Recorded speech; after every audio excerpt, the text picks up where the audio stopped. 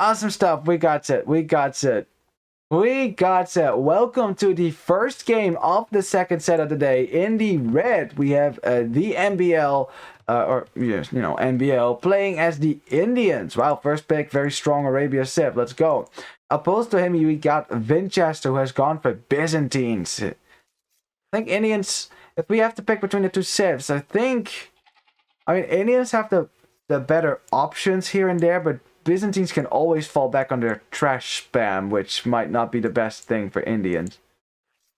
I guess we'll have to see. We'll have to see. Remember that Indians do have good hand cannoneers, so if your opponent does go for mass halberdiers, you could always switch into that. But that of course is late game talk. We are not there yet. Not there yet. In any case, let's have a look at the map, shall we? As we see the characteristic bowl-shaped map with the hills, at least. That just seems to happen every time nowadays. That's okay though. You have to open the bets for the games. I haven't figured out yet how to do that, but you know what? I promise for at some point I will figure that out and I'll make it possible so you can bet your channel points. That's okay with me. Not today though, because I won't have the time to set that up, obviously. But I'll try to figure it out, no problem. So you can engage in some innocuous gambling. Although you can actually do stuff with channel points on this channel, so so I've heard people want me to cast in a weird voice as. Oh, Vinchester going for the lane, but the elephant didn't aggress against the scout. MbL is very much aware of what is happening right now, and yeah, there's no way. This is what MbL loves to do. You bet for Vinch. Ooh, interesting. I mean, MbL is the favorite player of the game, probably, as Vinchester gives up on that lane. It's been a disaster for him. That did not go well. And MbL is probably like, you thought you could lame the boar laming master. The master boar lamer. You thought you could lame me? Fools. Yeah, Vinchester will have to run home here. And MbL, of course, is also happy to follow Vinchester's scout home, because now he knows exactly where Vinchester's DC is going to be. He knows exactly where Vinchester is, and now you have a full HP scout, and your opponent does not. Yeah, he is an expert lamer, isn't he? I mean, I have seen both Vinchester and MbL lame, but the amount of lames that MbL has gotten away with is just insane. It's just insanity. And, honestly, he could go for a lame right now, and there would not be a lot of that Vinchester could do about it. And Vinchester knows! He knows! Look at that! He got both his elephants and I was looking for them. He was looking for them. He was just like, yeah, let's not take the risk against the Master Boar lamer. Let's not do that. And looks like Rock Knuckles wanted to test out my flood command. Hehe. Funny. Especially to go scouts. Yes. I mean, if you have that extra food, and that is something, that both players are probably going to make use of, especially the Indian player, having that extra food probably can be a good idea. Now, if Vinchester is, he's at least brave enough to return here with the scout, because you want to see what your opponent is doing. I lost my train of thought there. Oh yeah, because you do not want to confirm if the Indian player is actually going to go scouts. Remember last game that didn't actually happen. Now I do expect scouts from MbL, but no. Is it a drush? It's gonna depend if he builds a mining camp or not. And I think it is gonna be a drush. Yeah. See, well, look at that. Look at the amount of efficiency there. He mined 10 gold, right, for a drush. He's going to immediately take that elephant back as well. So he's doing both things at the same time. It's definitely going to be a drush, that's for sure. And, well, okay, at least Vinchester sees the barracks now. He sees it up around 7 minutes. It's a late drush, obviously, nowadays, because pre-mill drushes are a thing, right? But, yeah, that's definitely going to be... Oh, it's definitely going to be a drush. Did he see that? Oh, he didn't see the flag, so he isn't sure. He is not sure about this now. But Vinchester is making his own militia at home as well. But is that going to be a... Yeah, that's going to be a drush for him as well. Although, actually, no. He's not going to go for a drush. It's man-at-arms for him. See? Mining camp. He canceled the militia. He's going to make those as soon as he clicks up. How you doing, Ramses? Good to see you, man. If I'll try to do that, my brain will totally break. Oh, you mean... What you mean, for go for a drush? Like it is a lot of multitasking at the start, and also, of course, you don't get a whole lot of value from it. You know, especially not when your opponent goes man-at-arms.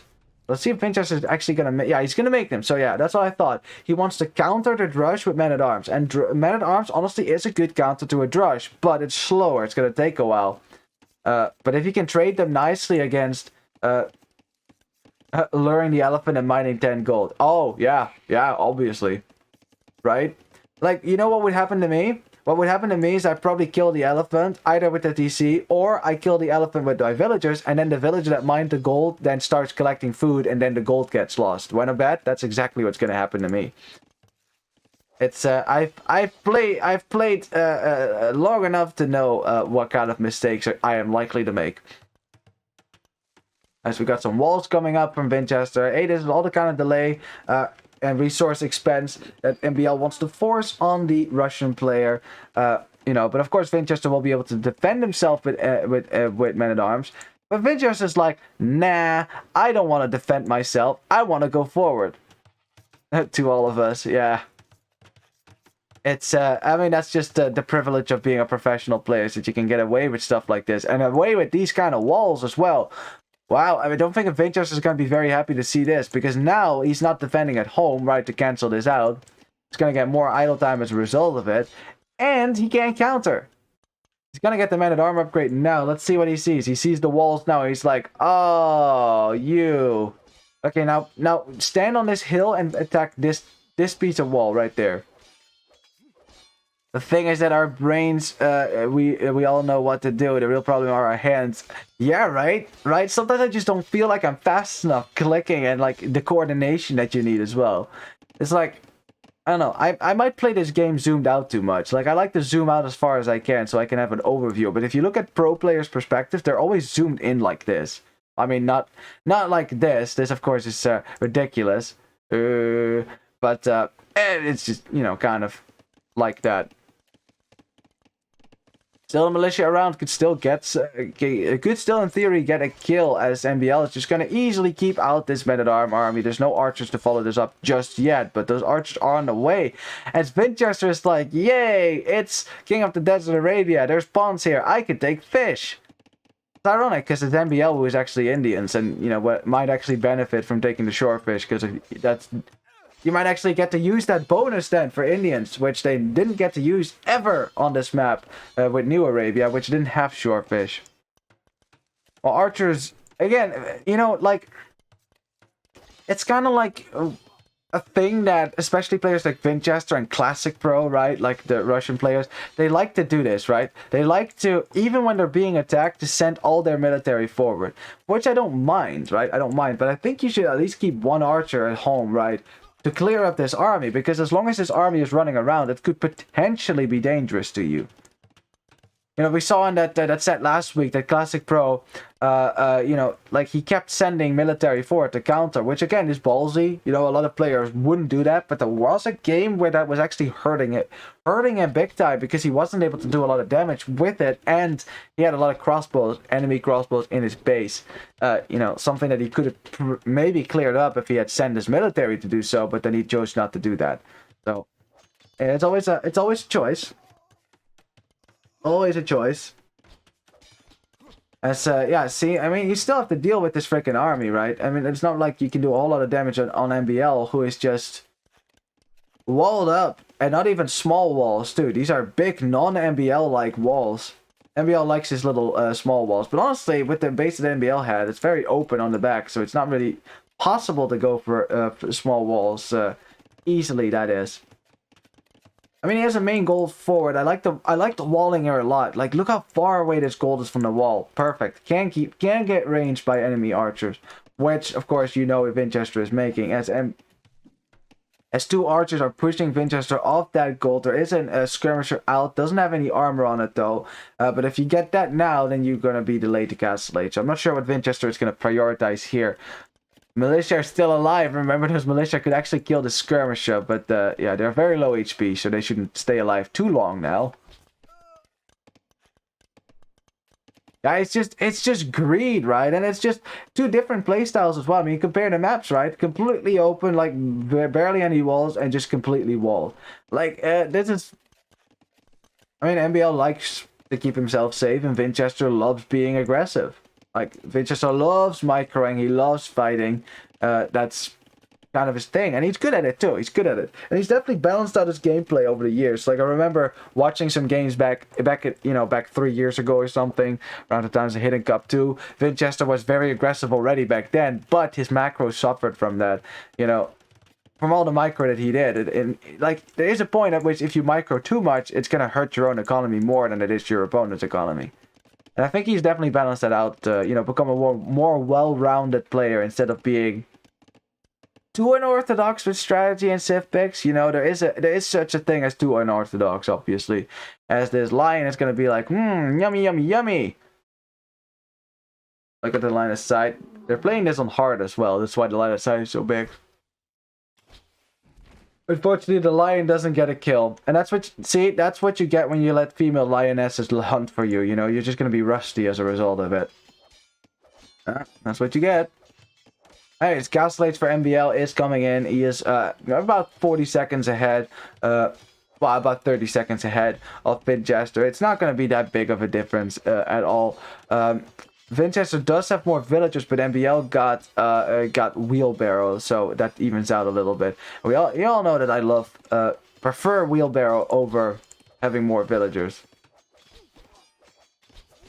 Now, with the archers here, though, these men-at-arms can finally start breaking through these houses. And the fact that Vinchester has kept them alive is a good thing as well, because this is a lot easier now. The house will go down. The house foundations aren't going to help you. There's a hole right there. So MbL will have to defend himself on the other side now, because archers are coming in. But MbL does have an army. Oh, it's right there. Oh! Vinchester thinks he is the one breaking in, but actually it's the MbL trying to trap Vinchester. If he had waited a second, Vinchester might have run in there as well. But now he's about to lose a lot of archers here. A lot of early archers going down already.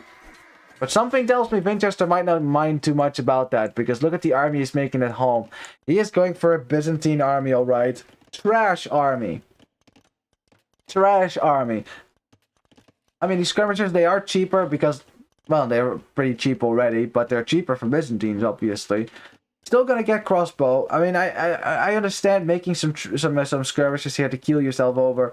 Especially as MbL gets to Castellate first, has crossbows now, and those are coming forward, and they're gonna be difficult. But MbL calling this correctly, making some scouts, and is making some camels as well.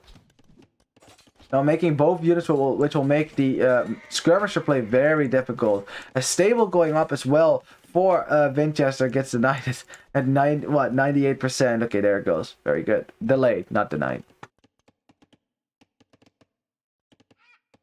In any case. Ooh, TC going up for MbL. So he wants to add some economy. He's already dropping a siege workshop in front of this. Could have been on a hill. Well, actually it doesn't fit there, I think. I like the CC though. It shields your wood line. It gives you control of the gold. So it's not the worst CC in the world.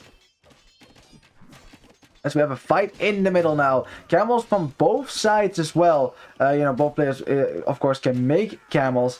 But Indian camels should be significantly better than the Byzantine camels, because they have bloodlines potentially, and they have more pierce armor than the Byzantine camel. Although, no upgrades whatsoever than beyond the skill barding upgrade for the MbL.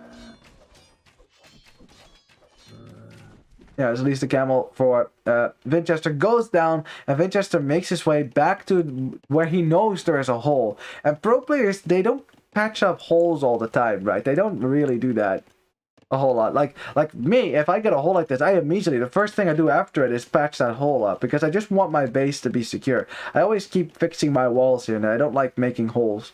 Pro players don't really care about that. Sometimes they pay the price for that, though. Anyways, more archer ranges are on the hill. It's quite nice because it's right in front of this goal. Now you don't have to tower it. It's very defensive, difficult for Vinchester to push. Let's see what his plan is going to be, because Vinchester is on 2TC. Apologies for the yawning, by the way. I felt kind of sick yesterday.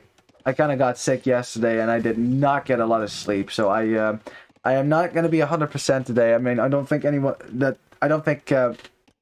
everyone here was there when I said that at the start of the stream. But let me just repeat that, just so you know that if I'm yawning, that's why.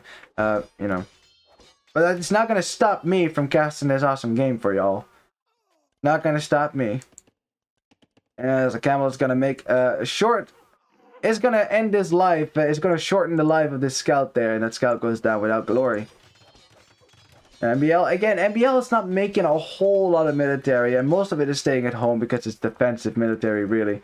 He's just booming up a little bit, and Indian boom is so strong, of course, because your villagers get cheaper and cheaper and cheaper. Less food investment means more vills. Getting bloodlines on his camels now, finally, which is good. Something that the Byzantines do not get, so their camels will always lose one-on-one versus Indian camels. But yeah. Crossbows for both players as well. And hey, this is something that both players can do, as we have a crossbow behind the wood line. But yeah, the camel should make short work of that. There he goes. Ka-ching. Still takes a while, as you can see. One camel still takes like 30% damage from a crossbow. So as the siege workshop gets denied by MbL for now, but Vinchester has the slightly bigger army here, although MbL didn't actually bring all his units for it, so he does actually have the bigger army. You see going up in his forward wood line right between these hills as well. I like that. Siege workshop right next to it to defend it. You know, it kind of shields your gold a little bit from this side, but not from the right side, which is where MbL is going to go. And that's going to force a fight as well. Vinchester will want to stop MbL from going there. MbL getting ballistics on his crossbow now, an important fight for the coming micro battles. As he snipes a crossbow, sends in his camels against these elite skirmishers, because those are very dangerous to him. For sure, because those can easily kill these crossbows. And then that's not something that MbL wants to let happen. Kind of waiting for ballistics before taking this micro fight. No ballistics yet for Vinchester. I don't think he can afford that right now anyways. As we have camels engaging against one another. Remember that Byzantine camels are way worse than Indian camels. Still more crossbows for the Vinchester. Yeah, there are 5 more crossbows as well, but there's some camels here to shield, to take some shots as well, maybe kill some skirmishers. Lots of skirmishers have gone down. MbL still microing against this, has ballistics while Vinchester does not have ballistics, and also has the hill, which definitely helps. And he just wants to trade here. He wants to trade as evenly as he can, although a lot of skirmishers did go down, not a whole lot of crossbows, so I think Vinchester will be okay with this. He has now doubled the army from MbL, and MbL's result is getting elite skirmisher himself so he can defend his home. Also gonna go to a third town center, and he's expanding a lot to the right side as well. That's where a lot of his wood lines are. Now this wood line is very safe. This wood line is kind of safe as well. And you're up against crossbow mostly, which is why it's okay to drop DCs like this. Had this been knights from the Byzantine player, then I think DCs are very risky. Like you just provide your opponent with a target to raid with knights. You can't always react in time, as a MbL goes down for Vinchester. Very nice for MbL. But now that it's mostly ranged units for both players, adding TCs out of bounds is okay. Got another TC for Vinchester, also on gold, also on the wood line. The vill count is dead even without any player losing a villager so far. That's mostly impressive on Vinchester because MbL, you know, he has walls. Vinchester does not, still hasn't lost a single vill, so that's really good. Yeah, both players kind of controlling a nice little hill in the middle of the map. Like, there's nice hills here to hop back and forth between that you can control in order to push your opponent. Also kind of course, make it difficult to push to another hill, because your opponent is just sitting on top of that. But Vinchester's gonna try. He's bringing siege. But MbL has got some camels, got some light gaff. That shot right in the middle of the skirmishes still misses, though, which is ironic. Like, can't really be around too long. Another shot there from Vinchester. MbL probably needs his own siege, and MbL loves the Banganel micro. but so does Vinchester. Both players love their micro here for sure. As MbL bringing in the light cap to snipe that freaking mangonel. 3 light cap should do the trick, and the mangonel should go down, while a lot of crossbows for Vinchester are going down as well. The army count is just not even at all. A lot of Vinchester's crossbows did go down there as well, as he's still trying to make more, but that's problematic. MbL doesn't have a lot of crossbows as well, but he does have a lot of skirms. Ay. Yeah, MbL looking to be a bit ahead here. The economy might be similar, but definitely map control for MbL. But Vinchester licking up to the Imperial Age, using that cheaper imp from Byzantines. That's why they're actually a pretty decent civ. Like, the fast imp potential is always there. It's always on the table. Always something you got to keep in mind when you're up against Byzantines. They can always go up the imp just like that, under your nose, and you wouldn't even see it coming. And MbL might have seen that, right? You see the score drop, because it's still a lot of resources invested in any case. As he's pressuring from the right, he's going to pressure from the left, going to pressure from the front as well. He's just going to be all over Vinchester and all sides at the same time. As the light cap try to go for the mangonel, get the mangonel, nice. On the left side, light cap in on the gold for Vinchester. I'll have to garrison these villagers. Lots of villagers on the wood line that have to abandon these wood lines as well once the skirmishers get in. Stone exposed as well. Like, Vinchester is under attack from every side. He might be up to imp, but he has no military control whatsoever. It's 35 military versus 7. And Vinchester, he's buying some stone for a TC maybe, or to repair his TC, for a tower actually. He's buying stone for a tower on the gold so he can keep taking it. As MbL is losing a lot of military on the front now. He's still attacking on the left. Again, good raids over here. Actually got a lot of AQKD. Look at that. 16 kills. Going up the imp without military control is a risk. And this is the risk. Because if your opponent is prudent enough to recognize that you are going imp, that you're going to invest a whole lot of resources in that, they will flood the map, yes, flood the map with military, and then you won't be able to benefit from your early imp. And then they will just go up the imp behind that with a better economy than you. It's 96 villagers for the MbL. It is 73 for Vinchester, and he's still just trying to defend everywhere, but there's so much stuff going on. He makes it to imp, so at least he can go for something. But the thing is, what are you going to upgrade here? Just don't have an army. Just don't have an army. MbL is just spamming units everywhere. Look at that queue coming forward. Just more units everywhere. So there's a tower on the gold, so at least that should help you counteract the raids a little bit. More light cap as well from the MbL. You know, he's still raising his villager count. The EcoKD is shooting up sharply now for Vinchester, who is down 25 villagers. You know, even though MbL still encapsulates, the amount of damage he's been able to do will definitely allow him to be competitive here, and maybe even GG him. Yeah, it's not looking too hot for Vinchester. He has to get army out, and right now he's making skirmisher, and that's not a good sign. Because you're also up against a lot of light cap, which skirmisher's not going to do a whole lot about that. I love the crossbows behind the wood line. Just send them right there. They will immediately nerf this entire wood line as well. Yeah, Vinchester is just reacting to everything as MbL gets housed. But honestly, when you're baking this much military, right, spamming this much, getting housed isn't really an MbL thing. That's just something that would happen to anyone. As Vinchester is buying wood, he is buying wood because he can't afford anything. He's making skirmishers, but his wood lines are getting continuously raided. Continuously! This is so well done by MbL. He's just all over the guy. Vinchester has been in Imperial Age for like 4 minutes now, and he hasn't been able to do anything with it. Hasn't even gotten a single Imperial Age upgrades here. And Vinchester's like, yeah, what am I gonna do here? What am I gonna do? And he says GG. And going up the imp, yes, it's on the table for Byzantines, but MbL correctly recognizing that that's what Vinchester was doing, opened the floodgates. And light cap are great against skirmishers. That is very true. Yeah, they might have been imp upgrades, imp skirms, but remember, no upgrades, right? You didn't have the food and wood, the food and gold, and the wood and gold to afford all of that. So he actually couldn't get his upgrades. And if you can't get Imperial Age upgrades, your units are going to be just as good as Castle Age units, so the Castle Age player can continue to fight. You always got to ask yourself, what am I clicking up the imp for? It's not like Vinchester had the biggest army in the world there. Right? Biggest army in the world. He didn't. He didn't have anything to upgrade either. So he was an imp. But if you're not going to upgrade anything, it's like you're still in Castle Age, except you paid a whole lot of resources for nothing, right?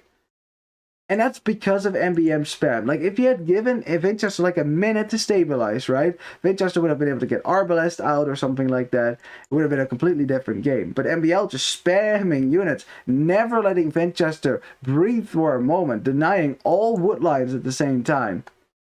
It was really well done. I think Vinchester maybe going up the imp a bit too fast there. I mean, that will be my only explanation. I don't think when you go up the imp, it's got to be when you have some form of control.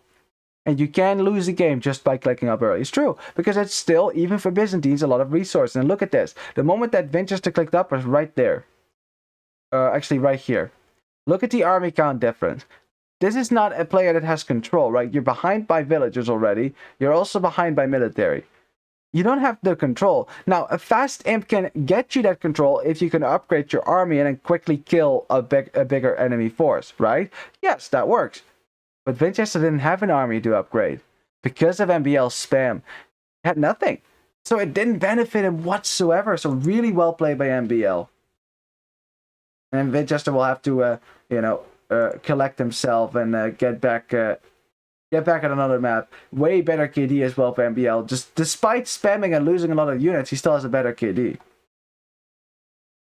Better economy because it wasn't getting nerfed. I mean, the wood difference is pretty significant as well. Look at that, 2,000 less wood. It's not like Vinchester had less lumberjacks. He didn't. He just couldn't get to wood. He couldn't take it. MbL not losing a single villager. 170 vills for him, 86 for Vinchester. And Vinchester knew, yeah, he's just going to click up the imp, and then he'll just be an imp with way better resources than I do. So, it is the last try to save the game. It was already getting close to a GG. I mean, I can agree with that. I don't think Vinchester had lost just yet, but MbL was gearing up to unleash the floodgates. So it was going to be difficult for Vinchester, that's for sure. But I don't think Imperial Age was going to help him there. I think making more military himself maybe might have been the trick. Well, done the trick, I mean. Let me check if the second game. Jeez. I guess they told Mem told him to hurry up and not be so slow about it this time around, because he doesn't want to stay up until 2 a.m. or something like that. I mean, I'd rather not cast 9 hours today either. So as long as we can all of this have all of this go swimmingly, I am not complaining. Also, always thanks to Krasini for giving us all the game IDs and things like that. Very nice. You have no idea. Like, that's the one thing when I decided to start casting live games as well. The one thing I worried about is just how smooth that would go, like getting the next game. And I remember back before Virgo Cup, I tried to cast this All-In Cup thing that I think it was Ellie who did that on her channel, and I casted that as well. I mean, there was no one there to watch me really, so it doesn't matter. But I remember that it was really difficult to get the games, and sometimes I had to wait and couldn't find it. It was very stressful, and this time it's just so peaceful. And how are you doing, Javier? Good to see you, man. Good to see you. Well, let me get into the game because there's probably going to be spec delay. At least I think so. And nope, no spec delay. So at least I can update the score then. Oh, there we go. All right. No, don't speed up. Don't speed up. Okay, I don't understand why that happened. Anyways, welcome to the second game between MbL and Vinchester. Players are still in the same colors. Very nice. Let's see what the players have gone for. So, we have the Taurus now for Vinchester. Cavalry archers much? Ooh, I think so. I mean, that's kind of the one thing that the Taurus do really well. As Vinchester is going out anxiously to get his elephant, because MbL is on the prowl. MbL is on the prowl, and actually I think he already lamed some sheep here, because those sheep seem to be coming from Vinchester's base. Yeah, sheep over here for MbL, and there. Yeah, he lamed already. Already lamed. And man, I'm telling you, if this elephant had still been here when MbL goes there, he would have immediately lamed that. That elephant would have been lamed so hard. Now, this elephant might not fare any better, but at least it's in the back of your base, so Vinchester might have the time to react to it if it does happen. Anyway, scouts on the front. He can see the elephant. Yeah, so MbL. I mean, it's MbL, so there's no guarantee he won't lame. It's kind of automatic for him, isn't it? It's kind of like I see elephant, I lame. Let's see.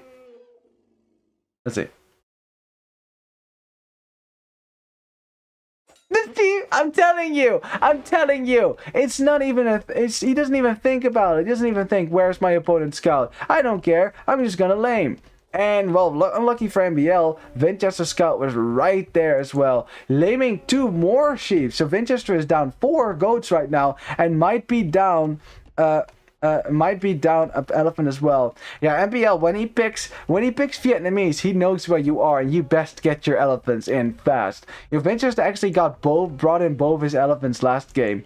You know, just so that this couldn't happen. And MbL, he doesn't even care. He's getting hit, that Vinchester knows. He's like, I am gonna get this elephant. You're not gonna stop me. Only took 2 hits on the scout as well from the elephant, so has the HP as, oh, don't go too far away. As long as he stays within the range of Gaia. Oh, but lucky. Look, that lion is helping him a lot. As long as he stays inside the line of sight of any Gaia unit, that elephant will keep chasing him as long as it is alive. As Vinchester, yeah, he's using this opportunity to get as many hits in on this scout. Now, what MbL could do is bring a villager forward and, of course, to start shooting the elephant. As Vinchester is trying to stop the elephant now, as MbL, does lose his scout. Shoot it. Okay, there you go. See, this is why you bring a villager to do this before, just so that this can't happen. And Vinchester realizes, crap, I have been lamed by the Master Boar Lamer. Although that's actually not what it stands for. It's actually just his real name. Like, his real name is Morton or something? Or Martin? I'm not actually sure what it is. But I found that out. I honestly thought it stood for Master Boar Lamer for a long time, because it just fits so perfectly. But yeah, it's just at least Vinchester counter laming a little bit, because I mean, you're down. It's Morton. Okay, yeah, it's Morton. Thanks. That's what I thought. I mean, you're down 4 goats, right? You're down an elephant. You lame 2 goats yourself, but you're still gonna be behind. So I wonder what Vinchester's gonna do to counteract this. It's too late for a drush now after all the shenanigans. You know, and again, look at this. Barely any TC idle time for both players. Like, you have to switch back and forth between your scout and your opponent's scout and your own base, right? All the time. So now Vinchester could have gone for the counter lane. MbL couldn't deny that, but the thing is, Vinchester probably, you know, the thing is, you don't know where that other elephant is. You don't know if MbL has already brought it in. It's still a risk, and if you lose your scout for any reason, you can't do this, push in your zebra, which Vinchester desperately needs. Because although pro players are definitely know how to get up to the feudal age, even without one of their boars, even without a lot of their sheep, you know, it does help that he's Tatar, so at least he got more food out of his remaining sheep, so counteracts it a little bit. The problem is that if you want to go something like scouts, for example, you do need some food, kind of like a buffer of food to help you over in the early feudal age, because you won't have a lot of farms. You have to get your farm count up first. So a bit of extra food in the form of zebra is not a bad idea. But I'm seeing gold. I am not seeing scouts. So it's not a scout build at all. Obviously not going to be a scout build for MbL. He's actually going man-at-arms too. Ooh. Is that what Vinchester is going to do? He has his barracks up already. Because that would be kind of disastrous for Vinchester if MbL first lames in and then comes with men-at-arms and he doesn't have anything to counter that. But Vinchester is going to be up like a minute, 40 seconds before MbL. Time enough to maybe get some archers out. He's not making men-at-arms, so clearly that's not what he wants to do. But let's see. He's probably going to scout this now. Yeah, now he sees the barracks, he sees the flag, he knows exactly what that is, he sees the villagers on gold. MbL knows he's been spotted as well, so he's just like, yeah, let's get those men-at-arms as fast forward as possible.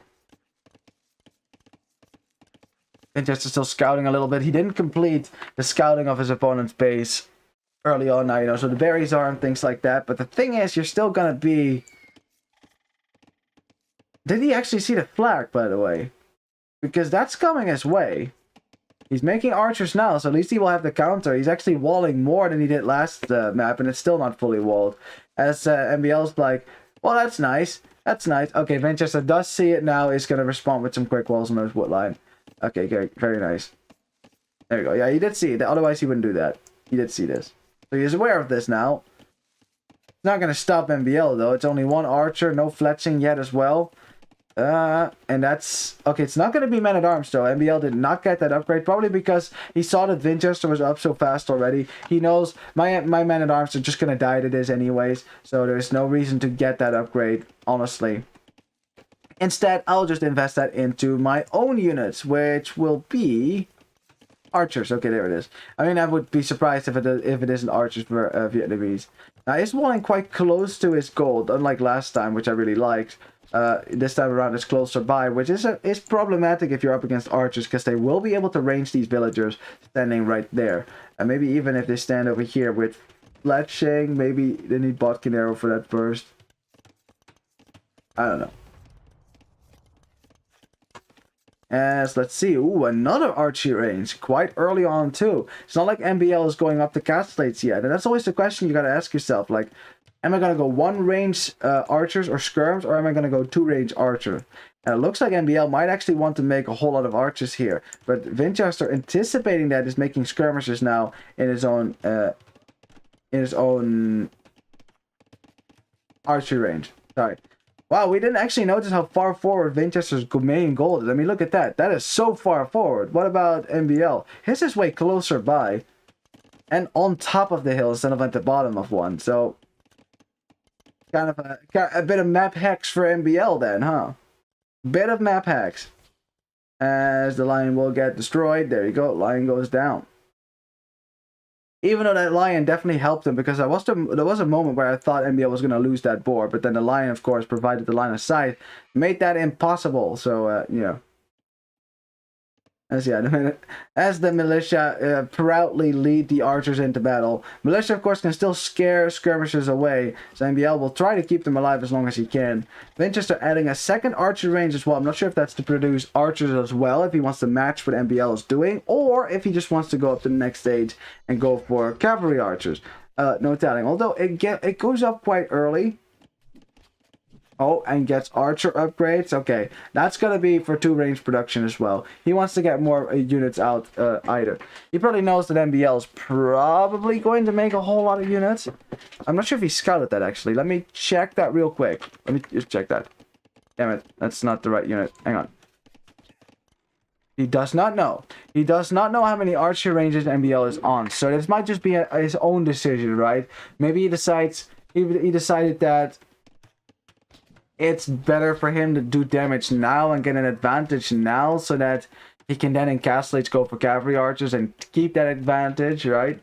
Perhaps. I mean, that's the thing, right? When you go cavalry archers with the Tars, your eco bonus isn't... You don't have a very strong eco bonus whatsoever. I like this wall, by the way, from MbL. You know, besides the forage bonus... not the forage bonus, herdable bonus. You need something, right? And I like going crossbows into cavalry archers better than just going cavalry archers straight, because you get thumb ring for free in castellates. It's best to use it, right? You know, with units that you already have, to immediately make use of that window when your opponent will not have that upgrade. Anyways, 14 farms for Vinchester, 15 for the MbL. You know, so both players probably looking to click up around a similar time as well. And not as fast as one range production, as Vinchester's losing his archers. He didn't spend too much time microing that. He knew that wasn't going to be worth it anyways. More army on the field for MbL for now, but Vinchester can equal that with his own army. Has some skirmishes out to protect himself and just in case. But yeah, both players of course have the archer armor. Another lion that tried to kill MbL. And Vinchester's scout that is about to die here if he doesn't micro right away. Nope, that's dead. So no extra scouting for Vinchester. I mean, scouting for both players is limited, to say the least. You know, a bit more for Vinchester, but still.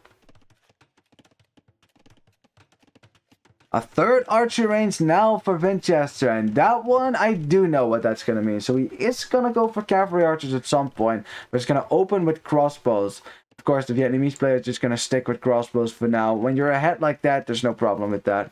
It's not like the first match, you know, where between ACCM and Jordan, you know, where the Vietnamese player got first set was the second match, where the Vietnamese player was up against Britons, and he definitely needed something better than crossbows. As we have both players just kind of sitting and kissing and not really microing at all, because at this range you can't really micro. And yeah, MbL losing his units there. Vinchester will be happy with that. Army counts exactly equal, but MbL clicking up first. Vinchester's going to be following suit right now, though, so it's really just 40 seconds. But hey, wouldn't be the first time that a game has been won or lost in 40 seconds, you know? A third archery range as well for MbL. That's probably just for additional crossbows. Also tells me that he's not interested in going for rattan archers for now. Also, a tower that has been built by Vinchester. Vinchester is basically all in right now. It's going to be all in cavalry archers for him, probably. Although, it's still making archers, so it might just be crossbows first and then cavalry archers, right? You know, like I suggested that would probably be a good idea. And probably, right, if you can find MbL's army, trade against this with your crossbows, which have thumb ring, which should therefore do more damage, you know, have a higher damage output, then that's really good for you as MbL and Vinchester meeting on the hill. But MbL has way more units here. Way more units. I'm not sure Vinchester has some army on the left. Ooh, hitting MbL on the wood line gets a villager snipe as well. Very nice. While MbL is distracted at the front. But Vinchester losing a whole bunch of units in the process. Vinchester also going to salvage these archers. He's still making them though. So we'll see if he switches into CA in a second. We have a university going up now for MbL. He probably expects cavalry archers as well. It's, you know, cavalry archers after all. As he's splitting up his units, he's looking for a way, you know, somewhere to damage Vinchester, who is actually on 2 lumber camps, one of which got the knight once, but he never microed the units back. Got a lead skirm coming in as well for Vinchester, so maybe not cavalry archers for now. It's expensive to afford anyways. Crossbows just being sent around just to be annoying. Vinchester is still hanging around MbL's base somewhere. Where did it go? Oh, there it is. There it is. It's still there. It's being sent back to clean up this force. Although there's already elite skirms for that. Should be able to do the trick as well, despite not having the second armor upgrade just yet. Yeah, now MbL is kind of surrounded on both sides, so these crossbows are going to hopelessly die right there. MbL also getting skirmisher, and I probably, you know, honestly, if he was watching the previous set, Imperial skirmishers in Imperial Age aren't, they're no joke. They're no joke, honestly. Actually pretty good. They're about as good, you know, offensively, they're about as good as a Castle Age crossbow, if not better. But they do bonus damage versus other archers as well, and have more pierce armor, so they're actually better than a crossbow. They do anything that a crossbow can do, but better. Truthfully, it's 8 attack for an Imperial skirmisher, and with full upgrades. It's only 7 attack for a crossbow. And they have the same range as well. Crossbow, of course, has way less pierce armor, so I'm telling you. Imperial skirmisher, not a joke. Castle, though, for Vinchester on stone. Ooh, interesting. Not on his main gold. On stone first. That is going to go up. That it's not going to be a doubt DC, I'd say. Although that's a lot of skirmishers. They do have a lot of upgrades. And yeah, Vinchester has to abandon this DC for a second. 2 villagers going down and the Eco KD evening out over here. As these skirmishers are getting a lot of kills. On the other side, though, Vinchester still being annoying on this side and getting a lot of kills in MbL's wood line as well. Very nice for him. He's just kind of all over MbL right now. Definitely denying 2 wood lines is a very good move against an archer player because, well, they need wood. MbL also added a town center in the back of his base on wood, so at least he has a guaranteed wood source. And oh, this walling pains me. Why aren't we walling here? Ay, ay, ay. I mean, you know you're this close to the edge of the map, so, you know. And now, yes, now this can happen, right? Skirmishers can make their way to the back of this wood line. That otherwise would not have been possible, so I don't know about that. Town center still denied at 96%. As look at this runner micro from Vinchester. Look at that. He knows that the MbL has ballistics. He does not have ballistics, so he's trying to run a little bit, you know, dodge the ballistics from MbL. But yeah, MbL's just gonna run away. Lots of skirmisher battles. Like most of everyone's army right now is made up of skirmishers. Wait a minute, where's the crossbows? I'm hearing crossbows, but I'm not seeing any crossbows right now. Oh, there's one. There it is. They're going down gloriously in the wood line. There's just little fights everywhere right now. Everywhere there's like little armies chasing everything. It's hilarious. That's a lot to pay attention to, honestly. Like, you can't possibly micro all of that. You can't possibly micro all of that. Exactly. Exactly. The skirmishers are following these crossbows, and Vinchester's like, that's cute. Boom! Down with the skirmishers. Hey, I mean, for now, Vinchester seems to have a slight lead militarily, but MbL has the eco lead. You know, Vinchester did lose more. No, actually lost the same amount of villagers, so what's the difference here? Oh, wow. Okay, that's actually a significant eco lead for the MbL. That means 2 extra villagers for handguard, which Vinchester does not have. So it's really a vill difference of about 11 now. I wonder how that happened then. Because the IDTC time is also quite similar. I guess that just means that MbL has been on 2 town centers longer than Vinchester, I guess. That's what it's got to mean, right? No cavalry archers so far for the Vinch. MbL dropping a 3rd TC on this gold on the left side. Very nice. Vinchester finally securing his main gold. I figured he would do as much. But we'll see, right? You know, he had to go to stone to recuperate the stone he spent on a tower. But I'm not sure if he's gonna go for a castle. Unless he keeps seeing skirmishers from MbL, then why not go Keshiks, you know? MbL defending on the right, gets the skirmisher. It's one for one with the mangonel, shot for both. But yeah, MbL loves doing this one. Loves doing this. His shot was better on Vinchester, and therefore the crossbows could finish that off. So nice. Nice one for MbL. Left side is still under threat, though. We still have some annoying crossbows being annoying. We got some fighting in the meantime over here. A mangonel close by that could join, but not so much. MbL retreating under this town center, something that Vinchester can't follow him, but follow him to, and there you go. He's gonna run away. Hey, a lot of aggression from Vinchester, and that's what we know him for as well. He's a very aggressive, fast player. This is kind of the stuff that he likes to do. I'm not sure what the APM is like between the 2 players, but there's a nice shot there for MbL. He micros away to limit the damage. Another shot almost connects with that, with the skirmishers as well. Ooh, good. That should have been a good shot, but apparently not so much. And this gold for MbL is still a little bit, again, a little bit under pressure because, well, it's not really walled to a point where mangonels and crossbows can't do damage. And nice shot. Ooh, nice shot on the villager right there. Really nice hit there. That was probably also an attack round as well, because otherwise you wouldn't hit that so easily. MbL also getting up a 4th town center now, so he wants to boom a little bit more. He wants to get his villager count up, but Vinchester might choose to go imp faster. You know, if he booms a little bit less. Although MbL, his resources are climbing, so he might also go and do that. I think, in fact, if he cancels these villagers, he could go up to imp very soon. Well, not if he cancels them, because he still needs his buildings. Or not. No, I lied. He just needs gold. Nice shot there for MbL with the mangonel. Repairing his mangonels as well. Nice split micro as well on the right. At the same time trying to dodge a mangonel shot, but that does not work. Gets one of the mangonels though. Kills a lot of Vinchester's units. Dodges mangonels over here with the split micro. Continuously splitting.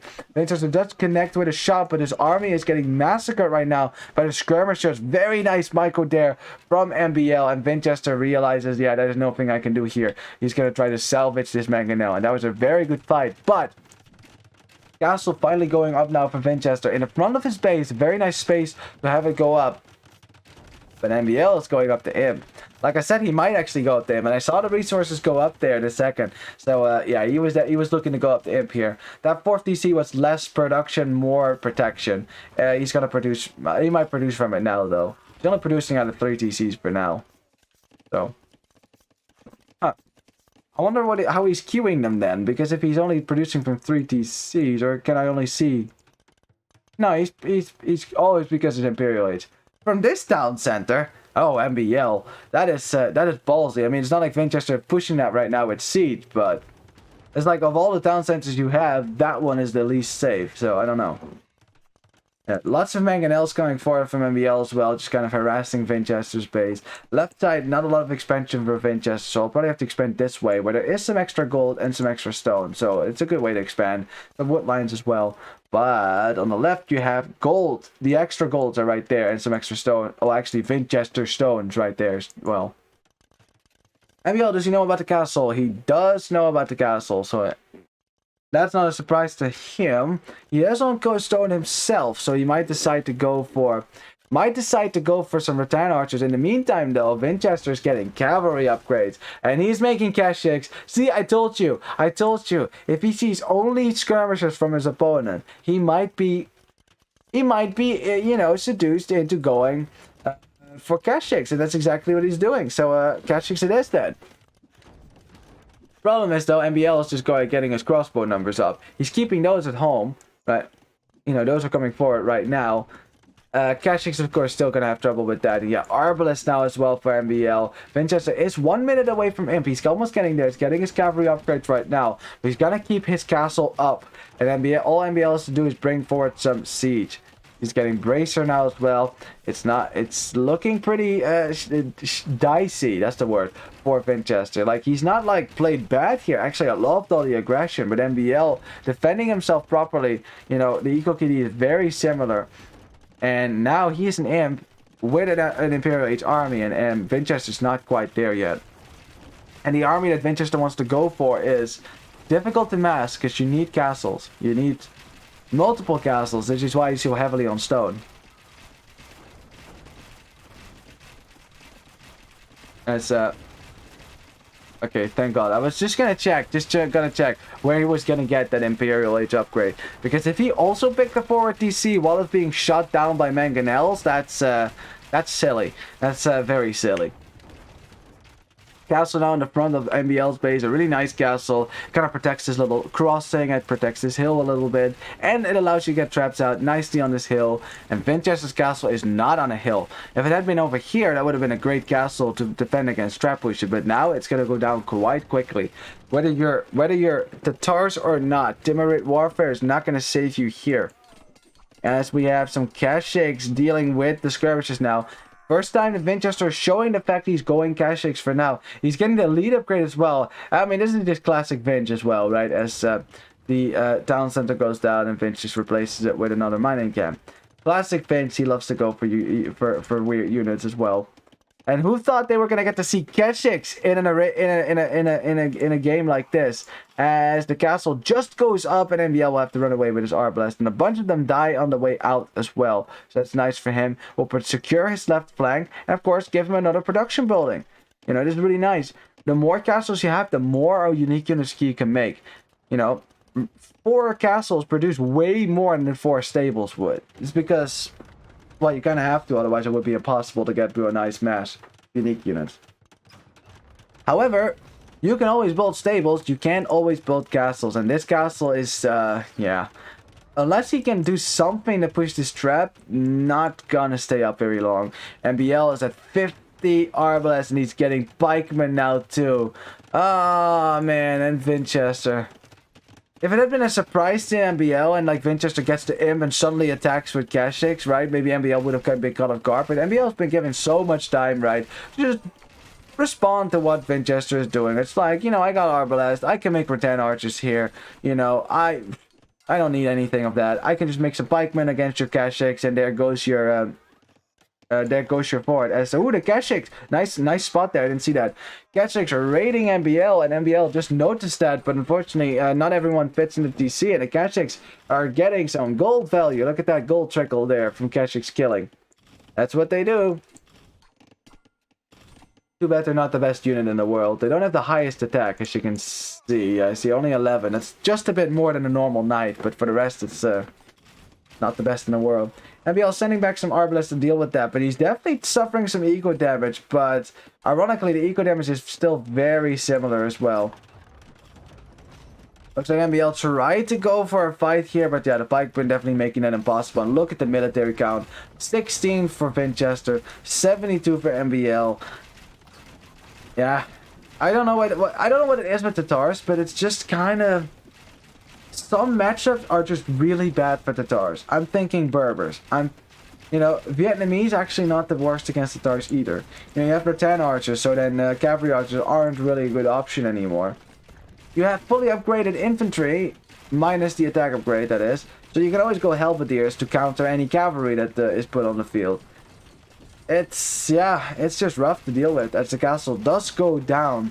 And that's going to limit your Keshik production. And that was already the problem. The army count is already so low. Only 129 pop for Vinchester. 200 pop for MbL. He's just controlling the game. He's living life. And Vinchester is just going to be pushed right out of the middle. He's going to lose access to his main goal now. And yeah. MbL also setting up shop on the left side, stopping Vinchester from going to these extra goals if he wanted to. On the right side, we have a market? Okay. That's a market from MbL, by the way, just saying. Why don't we build a forward market? Are you gonna try to trade with him? No, right? That would be such a troll. Also because Vinchester doesn't have a market, so... That's funny. Yeah, more traps coming out. Arbalists are everywhere, and this game is seems quite over here.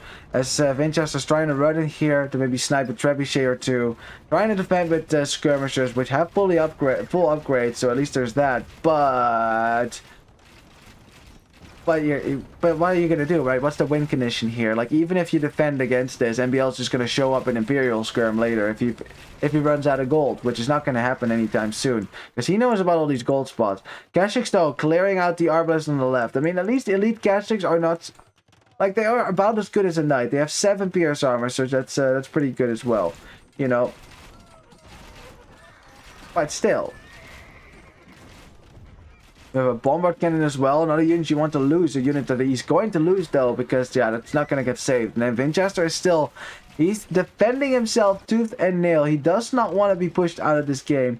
Then MbL stonewalling up the parts of his base as well. I love that.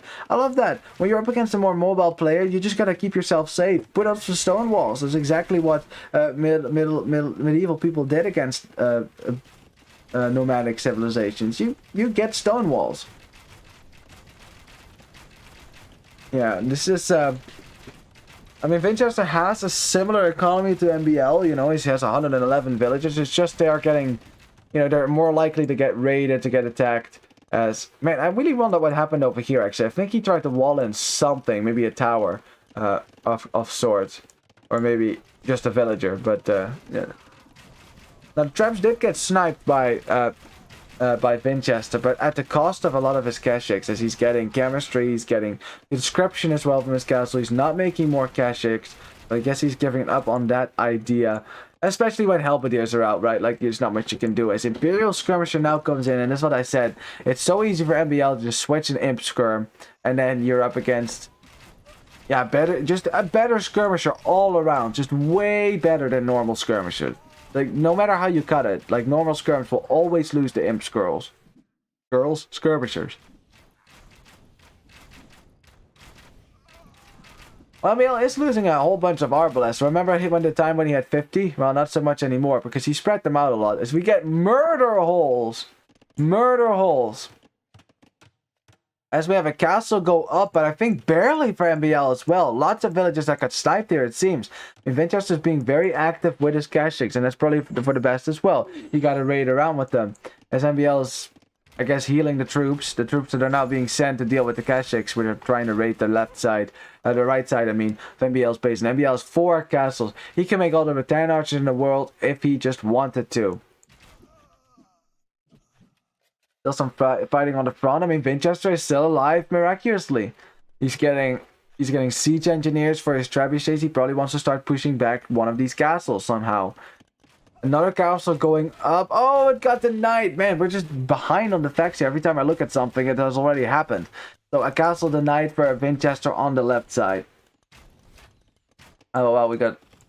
Ooh, a bomber cannon that could get sniped there for MbL. I'm not sure why that was out so far, but that's an expensive loss, even if you are ahead. Siege engineers will allow your siege units to do more damage to buildings, and it gives you extra range as well.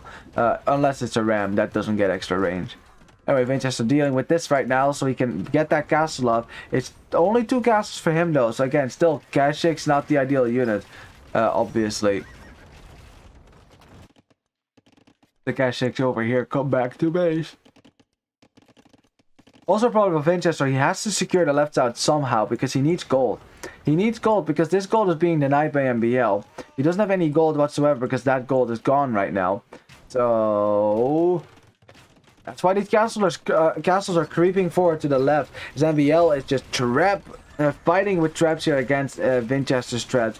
Now these traps could have more range if you get Timber Rate Warfare, which I don't think he got. That would allow you to make flaming camels as well. The day that we will see flaming camels in a competitive pro game is the day I will eat a shoe. No, I'm not going to say that because then someone is just going to do it so that I have to eat a shoe. That's it's not a smart bet to make. Never bet something you're not willing to do. I'd rather not eat my shoe. I'll eat my hat because I don't have a hat. Anyway, yeah, 4 trebuchets. They only need roll forward to kill this castle, but that's still a lot of Kashyyyks. So yeah, MbL needs to get his army count up. He's been dealing with a lot of the raiding that Vinchester did around his base, right? So he's definitely been distracted a little bit by that. But now that he has stabilized a lot, more army is going to come forward as well. Vinchester's having to run with a whole bunch of villagers as he's going to drop a castle on a wood line in the back on the right side. That doesn't really protect a whole lot of his base. More military going forward now.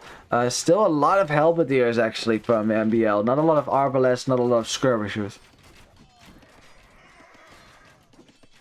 Lots of Kashyyyks going down as well, fighting against the halberdiers, trying to clean up this army in the back. And it's gonna clean up the army in the back at some point, but MbL's like, nah, mate, I'm gonna sit in a choke point.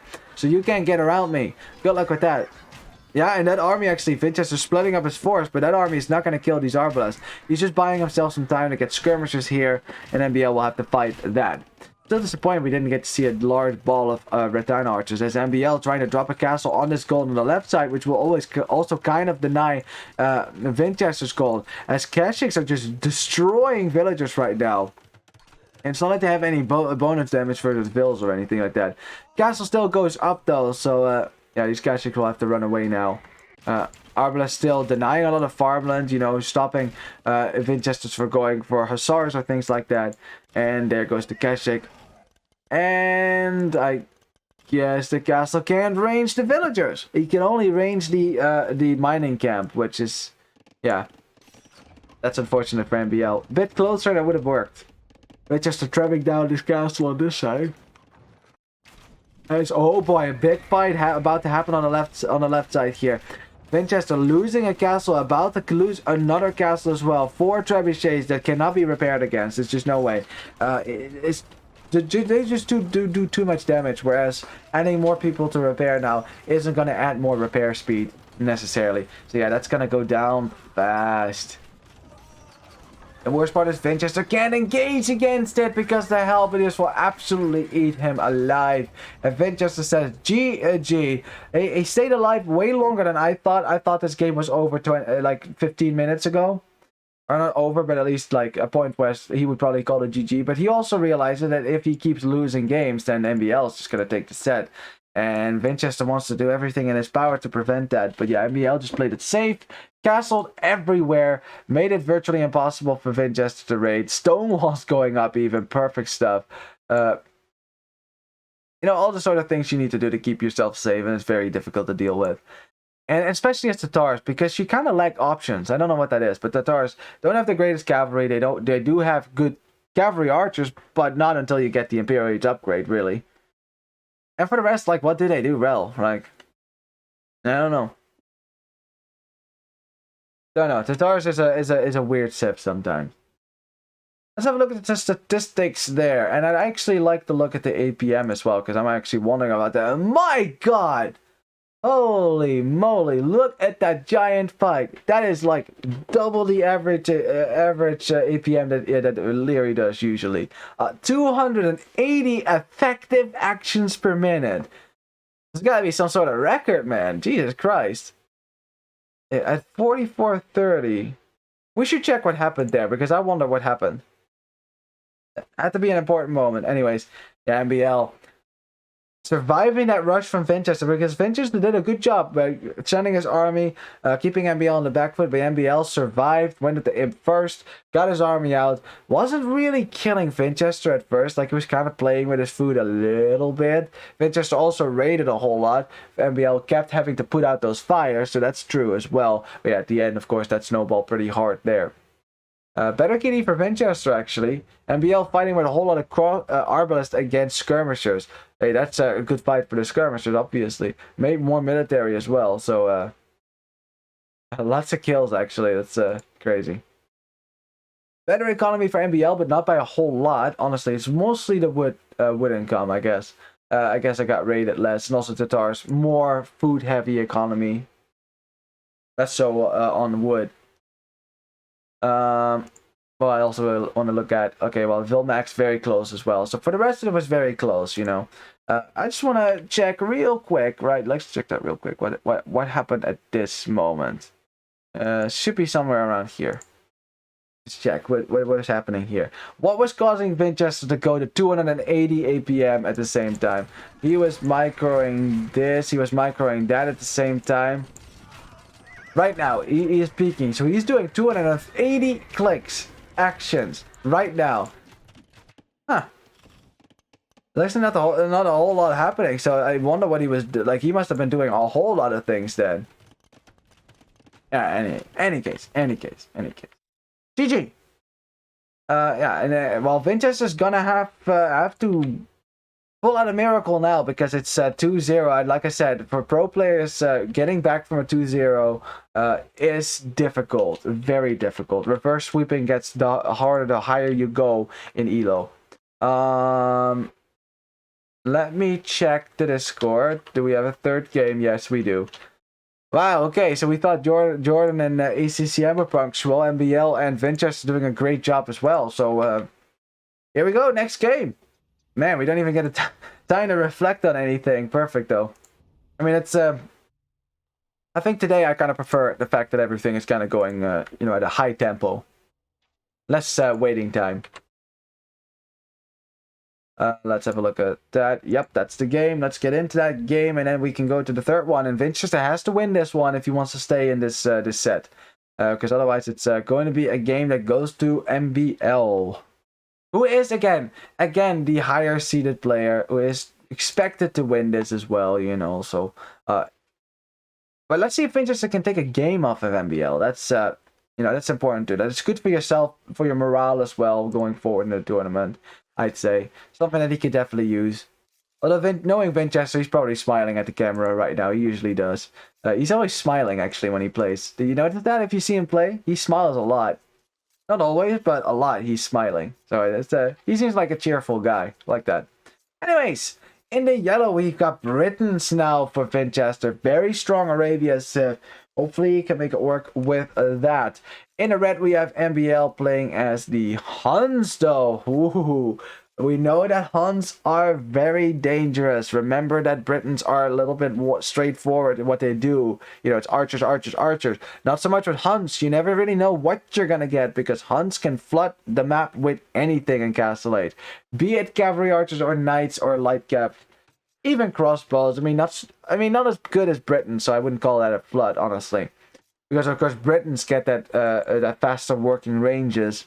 They will be able to bring out way more archers than you. So going cavalry archers probably that might work.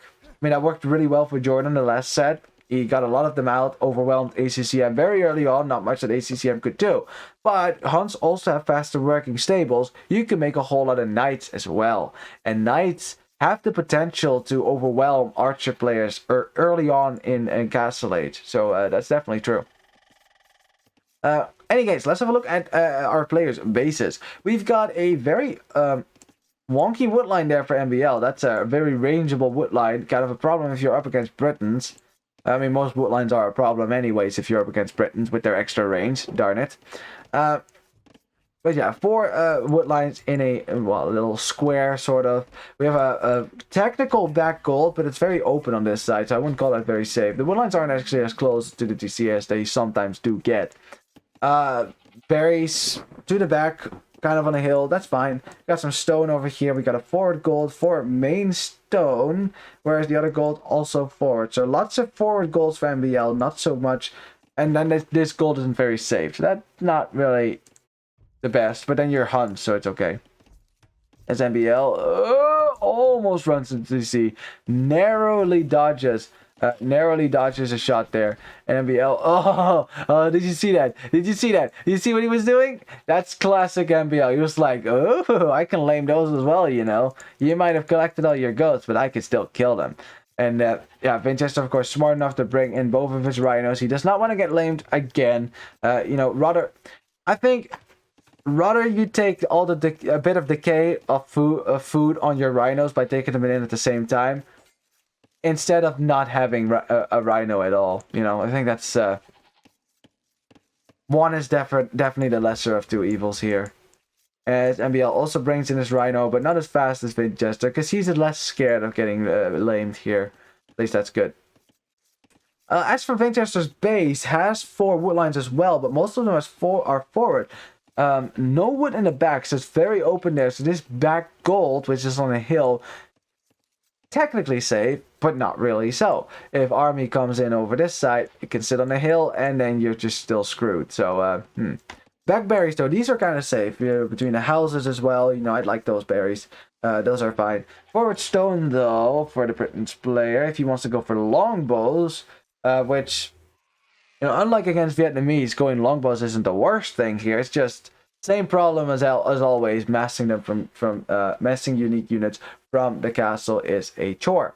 As we have a drush from MbL. He's not going to go to Feudal Age just yet. Investing food in Dark Age first, as pushing in some deer. And Vinchester also narrowly missing that. Oh, but MbL showing his drush to Vinchester now. Vinchester sees that. MbL wanted to keep pushing in that deer. My god, I have a hard time pushing in zebra when I'm not getting attacked. And MbL just casually fights with another scout, pushes that away, and just continues pushing a zebra. Oh man. Slam would be proud. And yeah, that zebra goes in. Food that he probably needs to get up to the next stage now without having to make farms. Vinchester, though, 1 minute away from Feudal Age. That's just going to be... might be men-at-arms, might be archers. Let's see if he's going to make some men-at-arms. If this barracks goes up. He knows that the Drusher's coming, and MbL's done this a few times already. And yeah, it's going to be men-at-arms. Maybe this time Vinchester, instead of setting them forward immediately, might trade against the Drush first, and then he'll send them forward. Because remember that men-at-arms are significantly stronger than militia. But who am I talking about? Of course not. It's Vinchester. He was thinking about it. He was gonna send them forward. What about? He was gonna send all 3 of them forward. But I think he recognizes now that maybe what he really needs is not to get delayed anymore into getting archers, and should just maybe trade against this. Even if he doesn't get men-at-arms, just trade against it, fight with villagers a little bit, trade against the militia, and you should be fine. There is a bunch of idle time for Vinchester, or at least a little bit, as some villagers are fighting alongside the militia as well. I don't think Vinchester is going to get men-at-arms. He's just going to get his archers out instead. Scout for Vinchester does go down. That's unfortunate. MbL's micro has been very good so far, keeping all his militias alive. And it's still 3-2. And the scout for MbL, though weak, is still there. Could still do damage. And another militia going down for Vinchester. And now maybe, you know, regretting not getting the men-at-arm upgrade, because that would have made this fight so much easier, and MbL is perfectly happy delaying Vinchester as much as he can. So he can also get the walls up. You know, he's walled a little bit to his main goal here to keep himself a little bit safe. Vinchester, of course, did not have the time to wall. Also, he doesn't really wall a whole lot anyway, so just Vinchester things.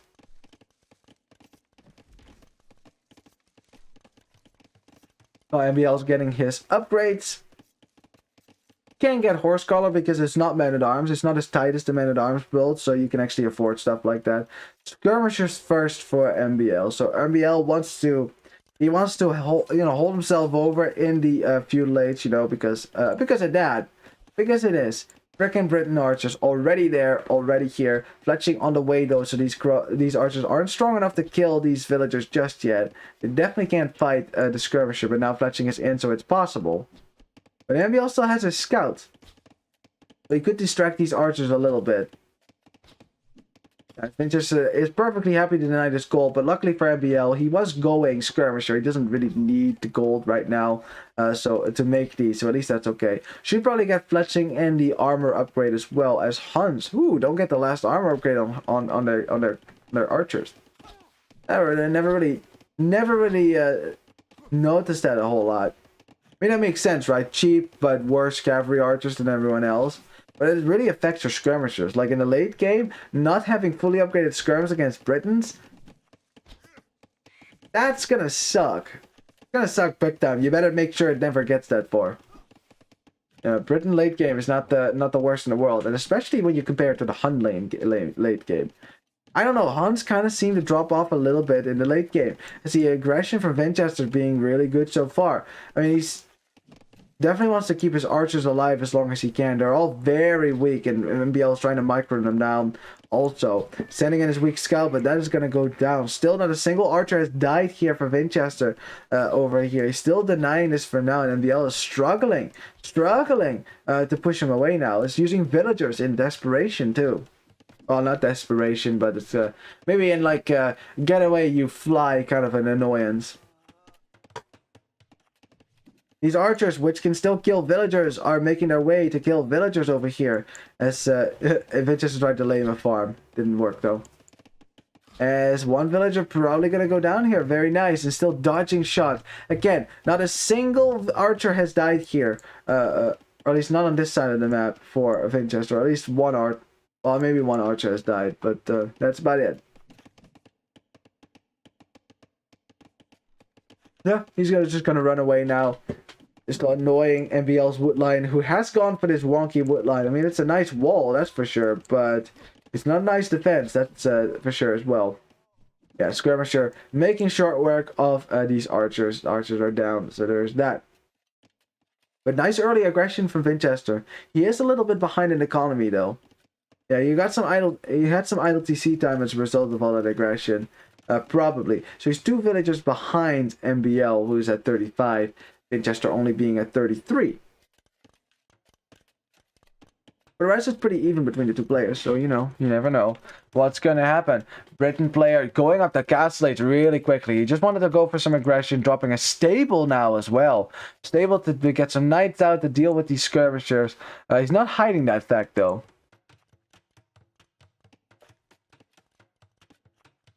I mean, how could he, right?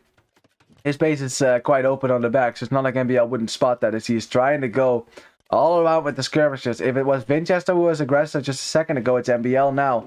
MbL who has not clicked up to the castles just yet. Like, all of this did delay him a little bit. So, and also making a whole lot of skirmishers is definitely going to delay his castles time. But again, sending a lot of military to Vinchester's base and right to his gold as well.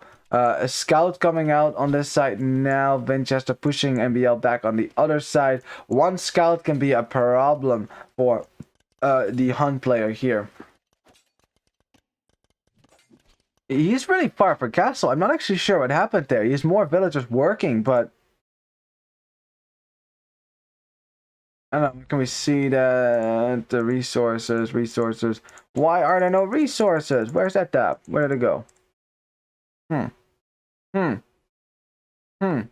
Okay, well. Normally you have like a tab where you can see the respective resources of the player, but I can't see it right now, so that's okay. Okay, he must have collected a bit less food then overall. As yeah, Vinchester's now in Castellates, and now you're up against a Britain player who doesn't have a lot of army, by the way, right now. It's not like Vinchester has a giant mass of archers on the field to attack MbL with. He's coming forward with 5 archers. That's nice, but it's not the biggest army in the world. Is MbL recognizing the threat, right? He knows Vinchester knows where his gold is. He also knows that Vinchester's up in the next age. It is better to to stay alive here by putting a tower on your gold. And Vinchester probably disappointed that he can't go and kill on the gold.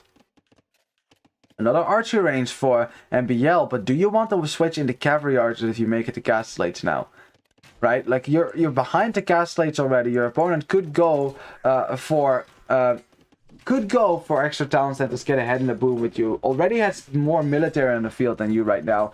As yeah, the scouts and the knights cleaning up those skirmishes. Very nice addition, and I don't think MbL he didn't get any value really with that. He didn't kill a single villager just yet. Hey, Vinchester needed a good third game, and this might be very much it. As we have 4 archery ranges from MbL, and MbL's like, I'm gonna do the same thing that Jordan did for last game. That's what I'm gonna do, alright? Yes, that's what I'm gonna do. The difference is that Jordan was ahead over his opponent, right? ACCM never got economy enough to even defend himself early on. Vinchester, though, he's getting a town center up right now. He might actually have the eco to actually, defend himself a little bit. Also sending forward military, and it's MbL on the defense right now. Losing some crossbows. 2 crossbows down. Very nice snipes there for MbL, especially using feudal age skirmishers. But those are not going to help you against those knights. Yeah, so I think, making some spearmen now. It's not ideal, but you have to have something because those knights are going to break in, and you need to have something to defend your wood lines as well, and especially defend your skirmishers. That one knight could do a lot of damage, but this knight also doesn't have a lot of upgrades, actually. No bloodlines, no armor. So it's a very weak knight. It's not like a villager that could kill it, but... well... no, I couldn't. Oh yeah, one knight can wreak havoc to these skirmishers. As the villagers are fighting against the scouts, that's probably the best call as well. No bloodlines, no armor on these scouts, so you can't really fight them as well. The thing that scares MbL though is these freaking crossbows that are following closely behind him. Vinchester is smelling blood. He is smelling blood. MbL's like, okay, this ends now. He's committing with villagers, and Vinchester is not even committing to these vills. One vill going down, another eco kill for the Vinchester here, as he is forced to fight with villagers. And look, if that knight had had more upgrades, and especially bloodlines, honestly, that would have been much more difficult for these villagers. And now it's 5 kills, 5 eco kills there for Vinchester. He's going to be very happy with that. Bill count now 44 to 38. So MbL, let's see what he's going to do now. He's getting his upgrades, but I'm not seeing any cavalry archers just yet. He can't quite afford that. Need some more villagers on gold for sure, that's for sure. More villagers still dying because of the odd knight, and Vinchester might just continue to create knights, because if your opponent is going for 4 ranged skirmishers, then making knights with Britons is totally fine. Totally fine. At least MbL does have bowsaw, that gets skipped a lot as well. Because it is, I mean, it's not an expensive upgrade, but it is expensive when you don't have a lot of resources, but definitely worth the investment, as Elite Skirmisher now coming in for MbL. That is not the ideal unit comp he wanted to go for. That's the 3rd time he's gonna have to go for some skirms here. So he got some annoying archers in the wood line. Yeah, MbL's gonna deal with that for now, pushing away this tiny army as well. Teeny tiny army. Yes, yeah, Vinchester is now going to create more knights. And why not? Why not? Your opponent is committing to skirmisher. You're going to commit to archers, that's not going to go well for you. So making some knights instead would be a pretty good choice there. They will absolutely wreck the skirmishers, despite them having some more upgrades now.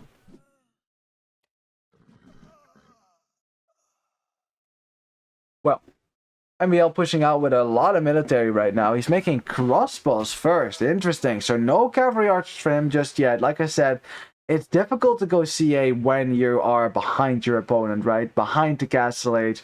Your opponent gets to DCs faster as well. And of course, you're against Britons. You know, this is easy to do for the Britons player. It's only, what, like 130 something wood, 37 wood or something to drop a TC, if I get that correctly. Was that correct? Yeah, something like that. It's just dirt cheap to do, which is why it's so easy to add economy with Britons as well. Crossbows trying to hit the wood lines, but MbL does have skirmishers to defend that for now. Should get the second armor upgrade. He comes in right now. Very nice. Just in time for the fight because it's knights now. And knights, yeah, do a lot of damage to skirmishers because skirmishers are weak. They do have 2 pierce armor, melee armor now, so that might help you a little bit against the knights. But yeah, again, so difficult to deal with these freaking knights. Especially now that they have armor. Yep. A lot of these skirmishers might just go down here. Although MbL still microing like a god here. Despite the fact that skirmishers have a minimum range. But yeah, now realizes there's a mangonel coming. I cannot stay around this. And as he runs away, the knights are going to get kills after kill. But he could get this crossbow arm if he goes to the left or not. Oh, that's too bad. Guess he wants to save the crossbows or something like that. He could have cut this army off and kill it, right? Like, that's 9 crossbows. That's more than... That's like... 2/3 of Vinchester's army right there. I think that would have been worth it. Nice mangonel, nice micro there from MbL, dodging the mangonel shot as... Ooh, that was a good shot from the Vinchester. Trading a lot of his crossbows, though, against these skirmishers. MbL will be okay with this. They'll be okay with that. Knights have gone down, I guess, or where are they? Where did they go? Ooh, they're down here. They're down here for a sneaky raid because they knew this wall was open. But MbL, he walled the hole. Otherwise, he would have lost even more villagers now on that wood line. Although Vinchester is just like, yeah, but I can just run in, mate. I can just run in. Let's see what kind of kills I can get. And it's the first game where I'd say MbL is significantly behind here, right? Like, it's not even very close at the moment. 71 villagers for Vinchester. MbL might have technical military control, but he has the same number of crossbows as Vinchester does. Unless Vinchester's going to lose all his crossbows to skirmishers, in that case, not so much.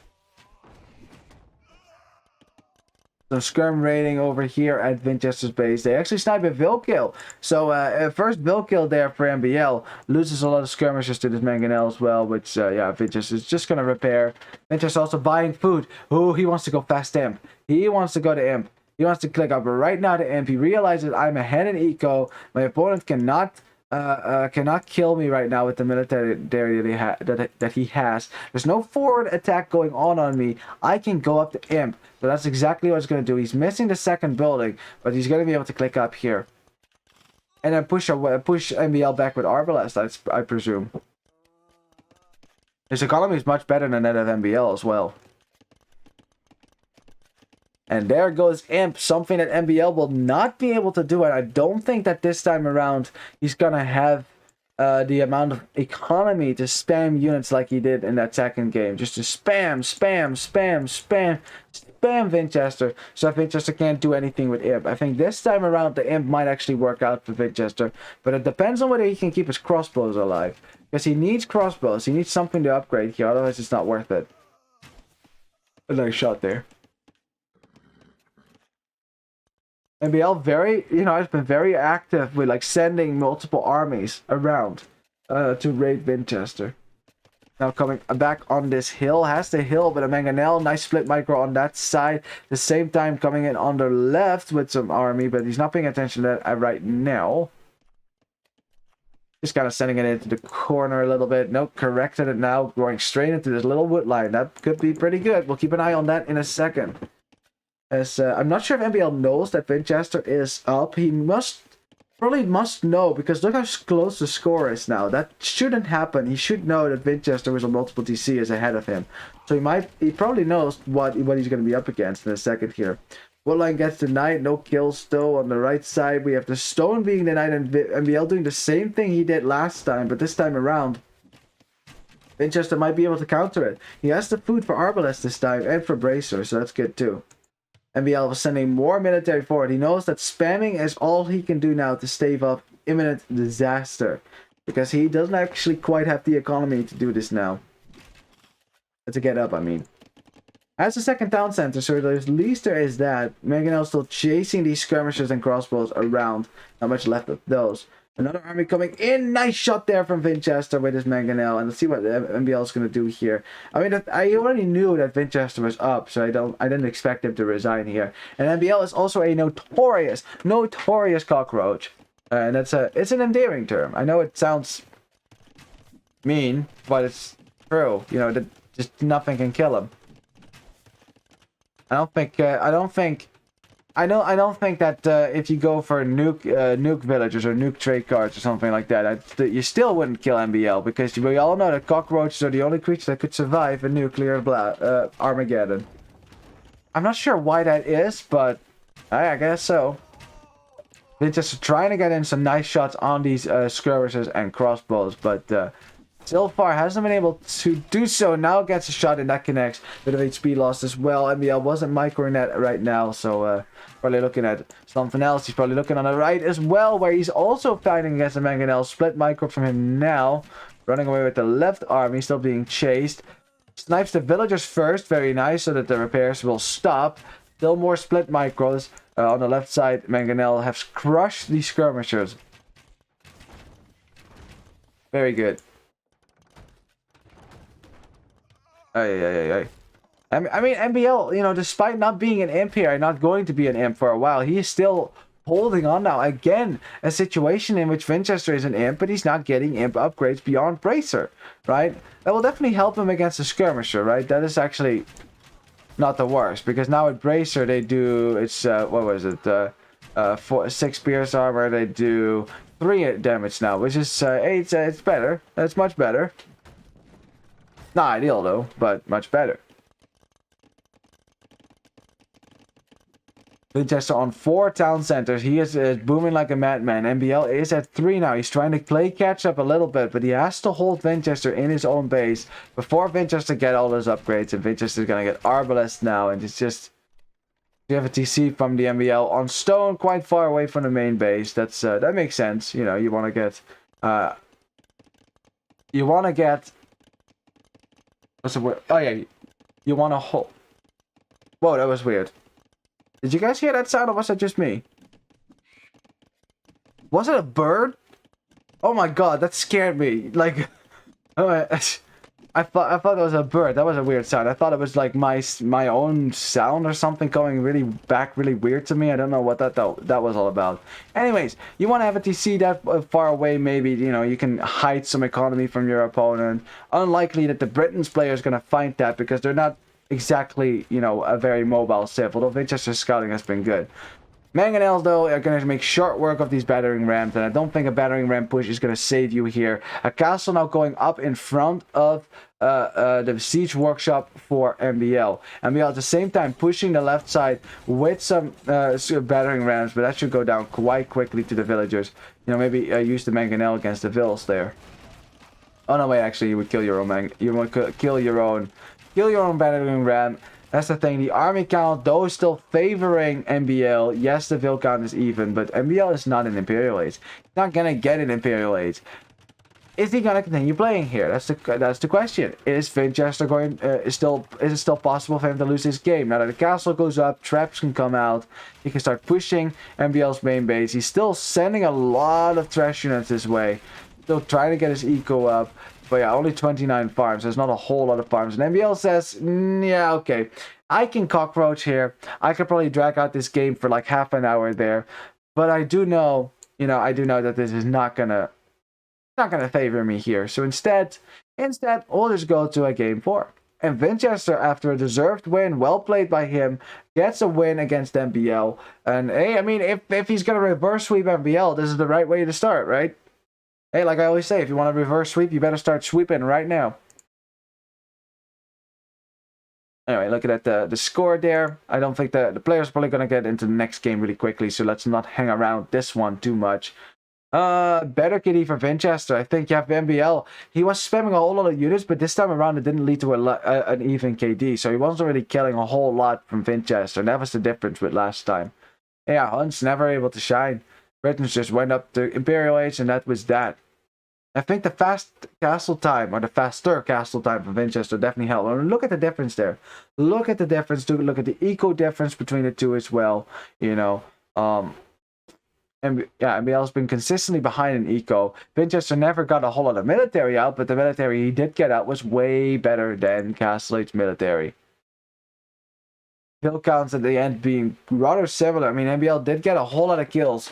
Bill kills with that, but not a lot of military kills. Like, if you compare the amount of military that Vinchester made, look at that. Only made 80, MbL made double that. More than double that. Little peek over here. That must have been, was that the laming attempt for MbL? No, it's a bit late. That was probably the drush right there. Woof woof. Well, that's good. We still have ourselves a series. Now that it's 2-1, that means that Vinchester has a chance to come back. Although I'd still favor MbL here. You know, I still say he's probably the one who is gonna go on here. Or at least he's gonna win the set. But weirder things have happened, so I have faith in Vinchester myself. Like, he's one of those unpredictable players that can pull weird stuff out of the hat. Game 4 has started, so unfortunately no draft for you, so we all have to just continue on now in what is again a set that goes to at least 4 games. And let me get that lobby up. Can I find it? Yep, there it is. And let's spectate with capture rates. There should not be any spec delay. Oh, there is. Oh, well, good for you. Then you get to look at the draft for 50 seconds. Here you go. So let's see, we got a win for Vinchester with that, and we lost with the Tars, and he lost with Byzantines as well. It was a win with, loss with Huns, one with Vietnamese, and a win with Indians as well. I think that was correct. This is how it went. Was it Berbers? No, it was Indians. It was Indians. Well, I don't know what Vinchester's going to go for, but since he had success with Britons, he might just go for another one. Well, actually, it's not a question of what kind of a civ he's going to go for. It's which of the archer civs does he think he can go for. And perhaps having Vikings with a strong economy going up to imp faster might help him against MbL.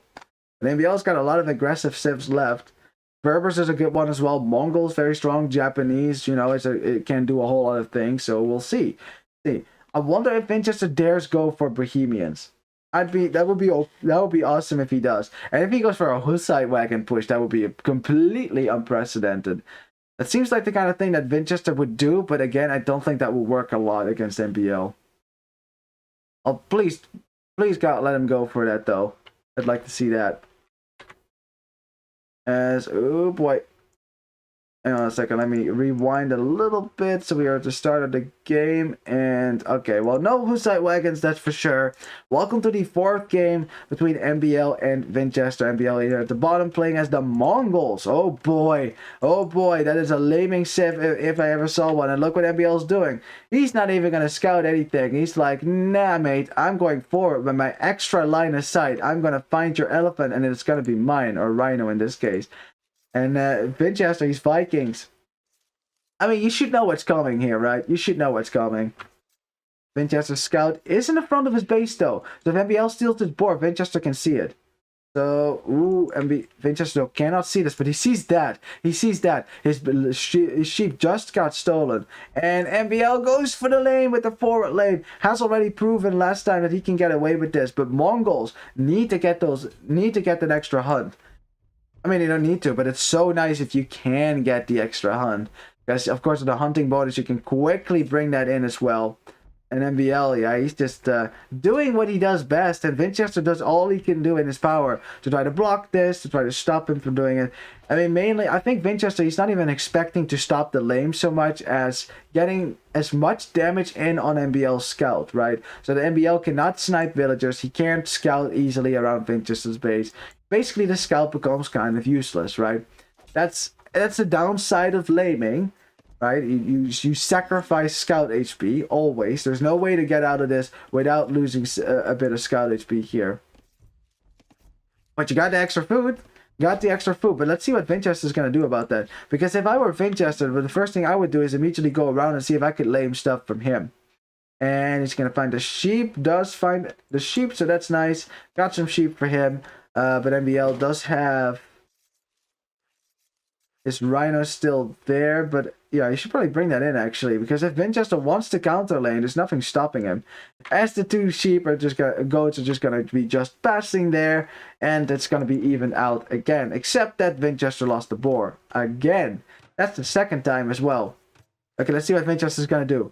He's gonna counter lane. He's gonna do it, and MbL can see that. But is he gonna do anything about it?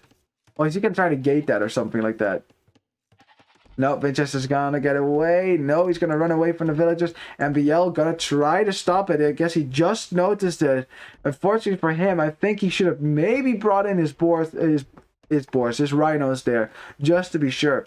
The thing is, though, he can't kill Vinchester's scout. So the best thing he can do here probably is block. And Vinchester's going to be like, yeah, but I can kill you. As, oh, the boar stopped attacking. And MbL's like, haha, I'm going to get out of here as fast as I can. Now bring in that boar. Rhino as well. Bring it in, bring it in, bring it in. As, oh my god, he's still going to go for it. But that's very low HP. And MbL could maybe still snipe this. This is so close. Is he going to get this rhino or not? MbL maybe should have just taken a rhino now. He's going to try to block it again. He did it once. He's going to do it again. Vinchester fighting against the scout. If MbL loses his scout, then MbL cannot fight against the rhino. And oh, MbL so close to losing the scout as well. It's so tricky to stop this rhino from going forward now. As Vinchester is still laming this. Oh my god, this is an exciting laming war. You gotta love him indeed. MbL, he cannot get too close to this scout because the scout would instantly kill it.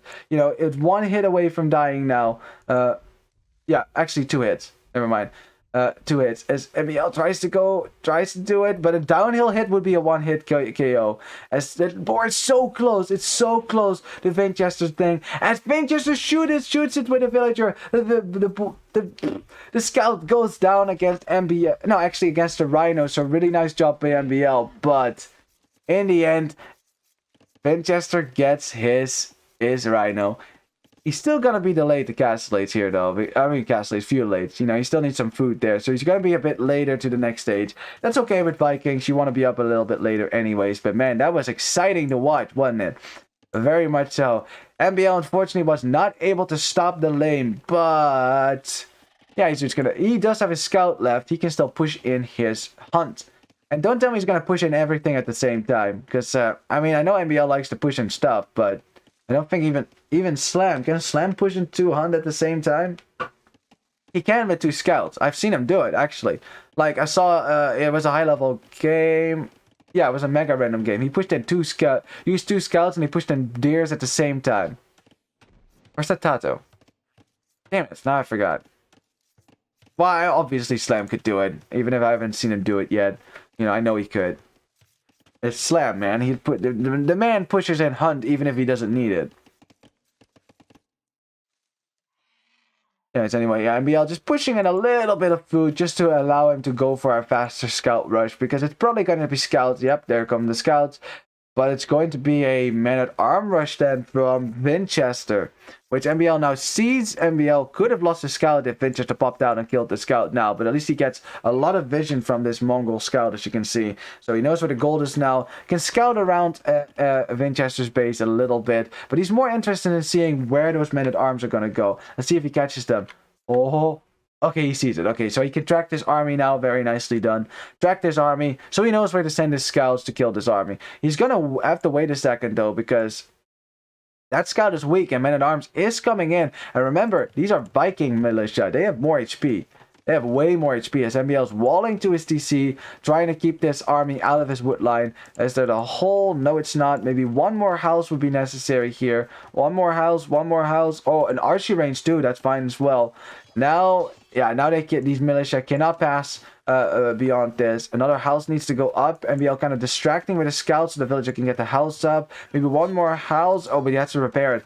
He has to build it right now. MbL trying to get the house up, and it was failed. It failed. Men-at-arms making their way through, getting a kill, and oh, disaster for MbL. Disaster right now. Oh boy, oh boy, oh boy. Could even lose another villager, but if not, it's still denied the wood line for now. Getting his scout numbers up, but remember, one of those scouts is really weak, so it's really just 3 scouts right now. Honestly, I usually don't even use that weak scout to fight. I usually just go around scouting, because my micro isn't good enough for me to salvage that scout. Vinchester is like, yeah, that's nice that you're going scouts, but I'm gonna go with some spearmen, so you cannot kill my men-at-arms with your scouts now. Haha, haha. Remember also that MbL has basically only 3 wood lines that are safe right now. This one is not very safe, this one's not very safe, and this one is not very safe either. He's gonna drop a tower on his berries as well, so you can see the pressure MbL is under right now. He is thinking about sending military forth, though. He wants to counter what Vinchester is doing because he knows the follow-up is going to be even more dangerous. It's now, yeah, spearmen and archers coming out, but MbL did see that, so he can at least try to snipe the archers here. Although sniping the spearmen probably more important because if you take the spearmen out, you can fight the archers. For now, Vinchester, yeah, he's just contenting himself with taking out a lumber camp. You're not Japanese, so that's going to cost you 100 wood. Spearmen to protect everywhere. These scouts are very weak, so they can't engage against this. And yeah, walls where you need them, spearmen where you need them, and MbL is just kind of sitting there like, what am I going to do with scouts now? And Vinchester can happily send some little armies forward. Men-at-arms are still alive, still very dangerous, and yeah. MbL, I mean, he has a tower, but it's not ideal. None of this is ideal. But now the skirmishers make it. The skirmishers are going to kill the spearmen. So Vinchester has to make a choice here. Am I sending my army back to deal with this? Or am I going to try to defend with reinforcements? And for now, though, I mean, he's pushed off a goal. So he can't go up to the next stage even if he wanted to. You know, spearmen can't get anywhere close to these skirmishers. And we also really get fletching, you know, to make these skirmishers a little bit more of a threat. With only 2 damage, that's not a whole lot. You know, against spearmen, although they get bonus damage, right? So extra bonus damage versus spearmen, right? At the same time, Vinchester making his way to the other side of MbL's base, but there's a tower there, so he's going to be pushed away. But is it going to push the men-at-arms away? That's the question. Is he just going to try to rush it down? No. Vinchester is like, no, we're not going to take that risk, especially not with this stuff happening at my base. I should keep my army alive here. Tower did go up in the wood line, so at least that wood line is safe. Lots of idle time there now, though, for now. Yes, yeah, more idle TC time for Vinchester. As a result of that, he is a little bit behind in the Vulcan, but also killed a villager, right? And he has wheelbarrow, so it evens out a little bit at the end of that. As Vinchester also keeping his army out on the left side, and MbL is going to try to get around now. It delays him a little bit, but I don't think Vinchester can wall this out. But enough time maybe to bring these archers back. As, okay, MbL tries to go into the villages, but again, as long as the spearmen are hanging around here, neither player can really go for that. And this is going to be a lot of feudal age aggression. I don't think either player can really afford to go out the castle age. Like, everyone has taken a little bit of damage, but especially MbL. But he is score lead right now. He is score lead, and especially his KD is a little bit better. Okay, now he lost his score lead. Never mind, never mind. There's more military on the field. That definitely helps you as well. More military and more KD, it equals more score. Wait. Oh, okay, I remember. I was like, how the hell does Vinchester have 3 deaths, but MbL only has 2 kills? It's because one of those is the Rhino. Yeah, the Rhino killed the scout, not the MbL scout. Still difficult for Vinchester to defend here, because if the spearmen are gone, suddenly the scouts can do damage. Now he's forced to fight with villagers, and MbL could get an eco kill here as well. While the spearmen rush in to defend the villagers, MbL running away with his scouts now gets his villager kill. So the eco KD is now dead even, and the KD is still in favor for MbL. As a result, his score is better. Also, remember, all these fights are happening in the back of Vinchester's base, not in MbL's base. MbL is going to be very happy about that. Men-at-arms are still running in the back, but it's not a whole lot they can do now. MbL back to his main goal now. He's going to try to get up to the next stage here at least. There's 14 on gold. That's a whole lot of villagers on gold. That's... And a market up already as well. Does that mean he wants to buy his way up here? Because I must say, being Mongols hasn't really benefited him so far, right? You know, he didn't have any extra hunt because he still lost the Rhino. He didn't push in all his hunt over here. He didn't get a fast scout rush out that allowed him to kill Vinchester. You know, Vinchester is taking some damage now, but yeah, but MbL getting some gold out. That's why he would send so many villagers to gold. He bought the food, and now he's up to castle age. Vinchester is gonna follow him suit It's going to follow suit sooner or later then. Now, especially now that the armies of MbL has been crushed in the back of his base. No more delay for him.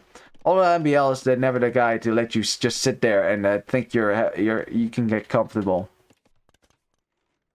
And the question is, what are Mongols going to do here? Because Vikings are the better civ until Mongols get all their power units out. Like, Vikings have better eco. You know, something that Vinchester did not have to, you know, he didn't have to research villagers for... I didn't have to sacrifice Vil production time for that. Because he's Vikings.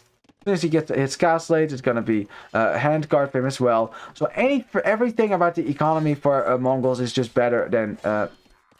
It's just, no, for Vikings, it's better than Mongols. MbL saves that villager, you know, committing to fighting against the men-at-arms with some Vils as well. I mean, you might as well. As they're weak like this, you can fight them. Very good. I'm not seeing MbL on stone. Both players had to build a tower, so neither player can really boom in the next stage without at least going for, at least buying stone or mining some stone. Although MbL might just buy stone here. I mean, look at how much gold he has. It looks like an eagle civ economy, honestly. Like, this much on gold, that's what you do when you want to produce eagles, honestly. Both players making skirmishes, but of course Vikings can still go for crossbow, even if they don't have thumb ring. I know, it's a sad day, sad times, but, you know, they have to balance out the civ somehow. Wonder if Vinchester will be tempted to go for berserks. I really don't think he should do that. Not against Mongols, right? If Mongols go for cavalry, sure, go for your berserks. But they're not likely to go for cavalry. It's probably going to be arbalest. It's probably going to be a Mangudai, you know, the kind of, or cavalry archer, the kind of units you expect. And oh boy, it might actually be Mangudai. See that DC right there? That is a DC that tells me 4 TCs actually. Okay, what this tells us is MbL is not going to go for a whole lot of military because one, he can't afford it.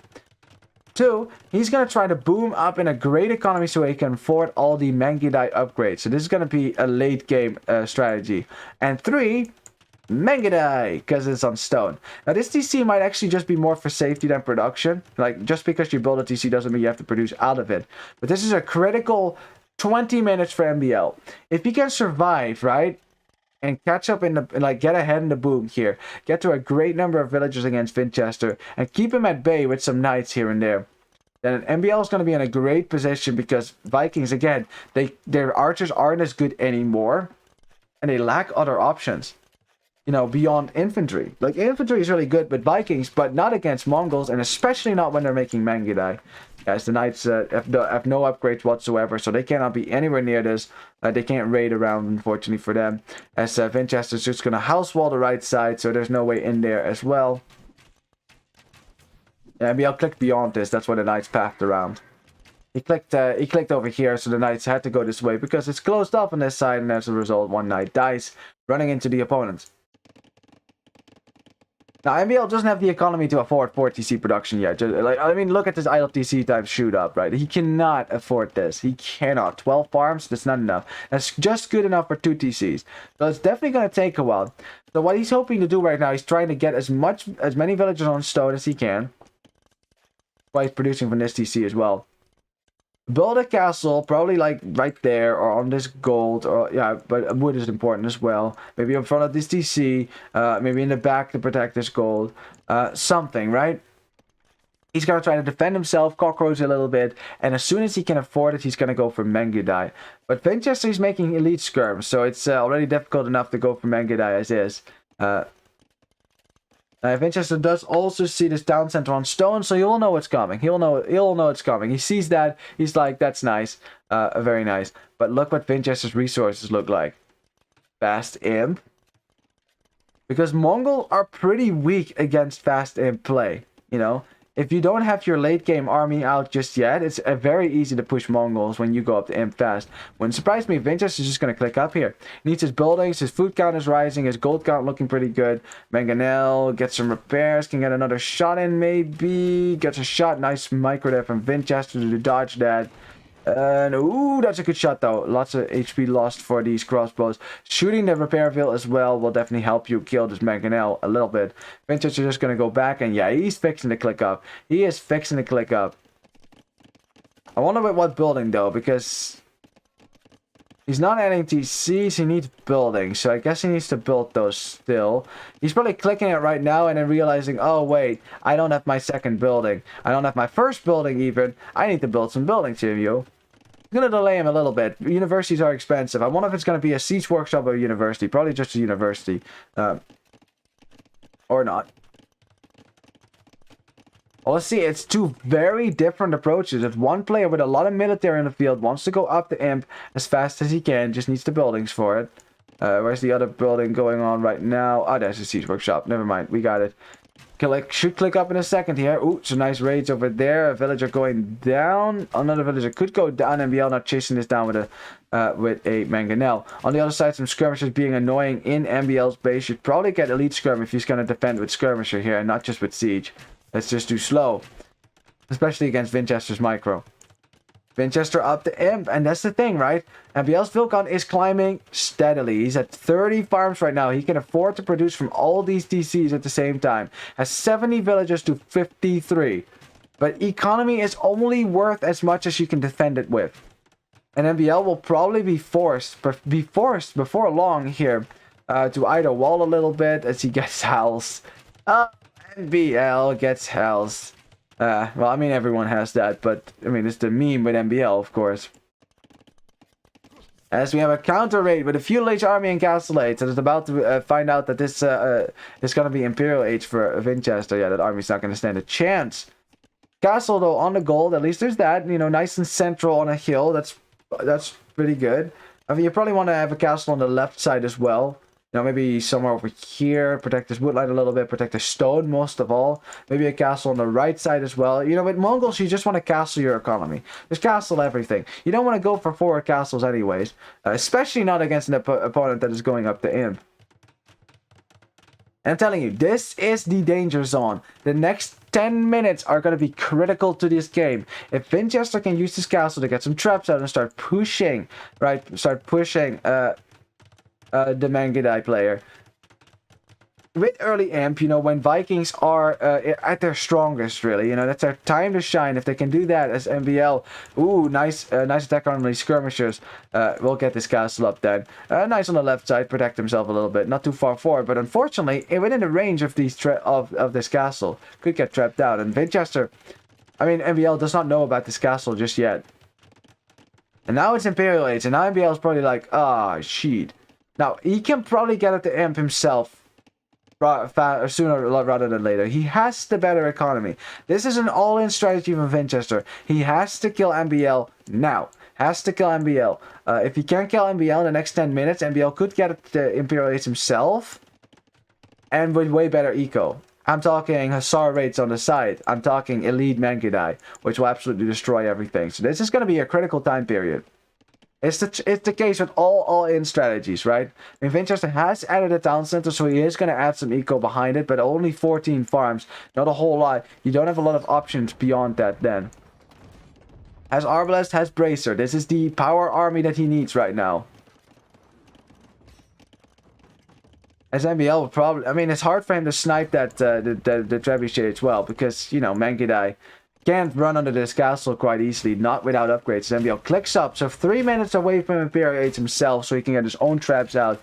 3 minutes that this castle has to stay up. So this is one of those situations where repairing your castle is actually not the worst of ideas. Not the worst of ideas at all.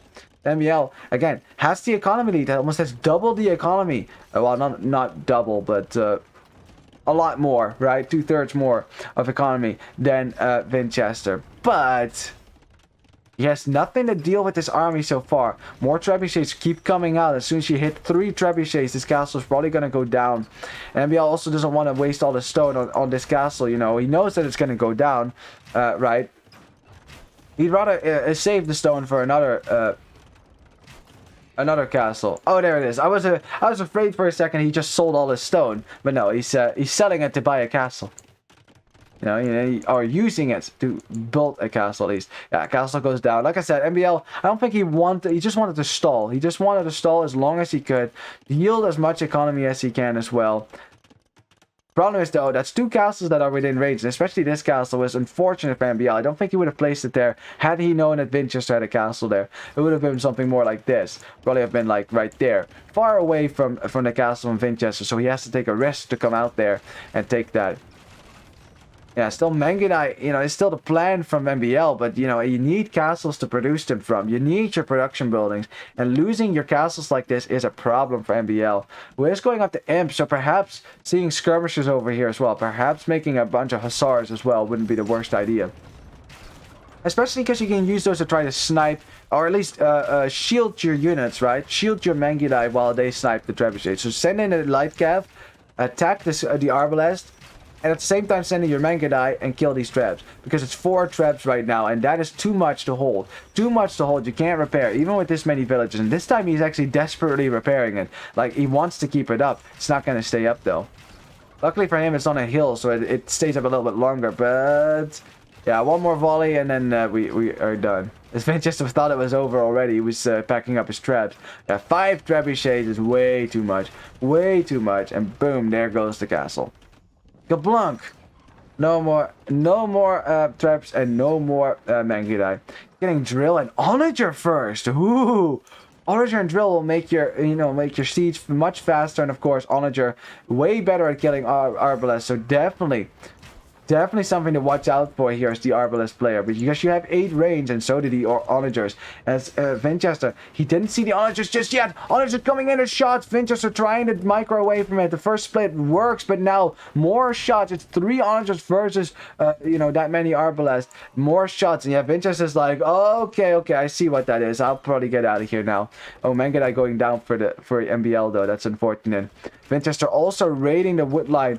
MbL under a lot of stress. You know, this is a very difficult time for him. You know, he's still lacking that army, that punch army that he needs to push through here, as the trebuchets are getting massacred by the speedy onagers here. You know, just dodging every shot. That is 4 trebuchets going down right there without much fanfare right there. And now MbL, without that siege present for Vinchester, he's not going to get the push, and Vinchester's getting berserks. Oh god. It's like, you know, I need something. He's also prepping stables for light cap, Viking light cap without bloodlines and the last armor upgrade. Some of the best. The worst for light cap in the game is MbL is just going to drop that castle once more on this place just to protect his gold, to kind of shield the stone on this side as well. And MbL onager switch was brilliant. It was really good there. I mean, killed a lot of units with that as well. And Vinchester's still behind in economy, still 30 villagers behind. MbL, he's not making a whole lot of villagers right now, but if he gets them, that would be good. Oh, Berserker's trying to deny this castle, and if MbL shoots with his own onagers while he's killing more of his own villagers than anything else. And look at these onagers running away from this Berserk. That's classic. I mean, Berserk is a little bit faster, as MbL might sacrifice one of his onagers to kill the Berserk. It's still tricky play, probably looking on the other side as well. Nice shot there, flattening that. Berserker goes down, and so does that. Yeah, that was a nice shot. Ooh, it was a really nice shot. There was a bunch of arbalests going down, and oh, poor Vinchester. It looked so good, the all-in. He was starting to push castles, but the freaking onager play. And that's the thing which you can do with a lot of economy. You can afford expensive upgrades like that. Now light cap coming in though. Let's see how MbL's going to respond to that. Attack ground on the light cap. Misses a little bit. One more attack. Maybe. No. Light cap coming in too close. You have to split up your units. Attack connects with those light cap. But one onager is for sure going to go down.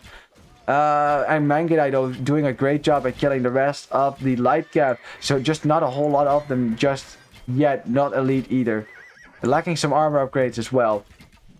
Well, I mean, you only have one more to go. But still, one onager still staying alive, and Vinchester's army count is just, well, it's the same as MbL's, and that is not good, because if it was the same, that means that the player with the more economy is going to do better. Although MbL losing a town center now, and Lightcap and Arbalest making their way into that economy for MbL, will count only 10 apart, so MbL is still not out of harm's way here. Nice attack ground though, right on the Arbalest. That sounds like it's supposed to be dirty. It's not though. That's light cap. Yeah, without too much upgrades on those light cap.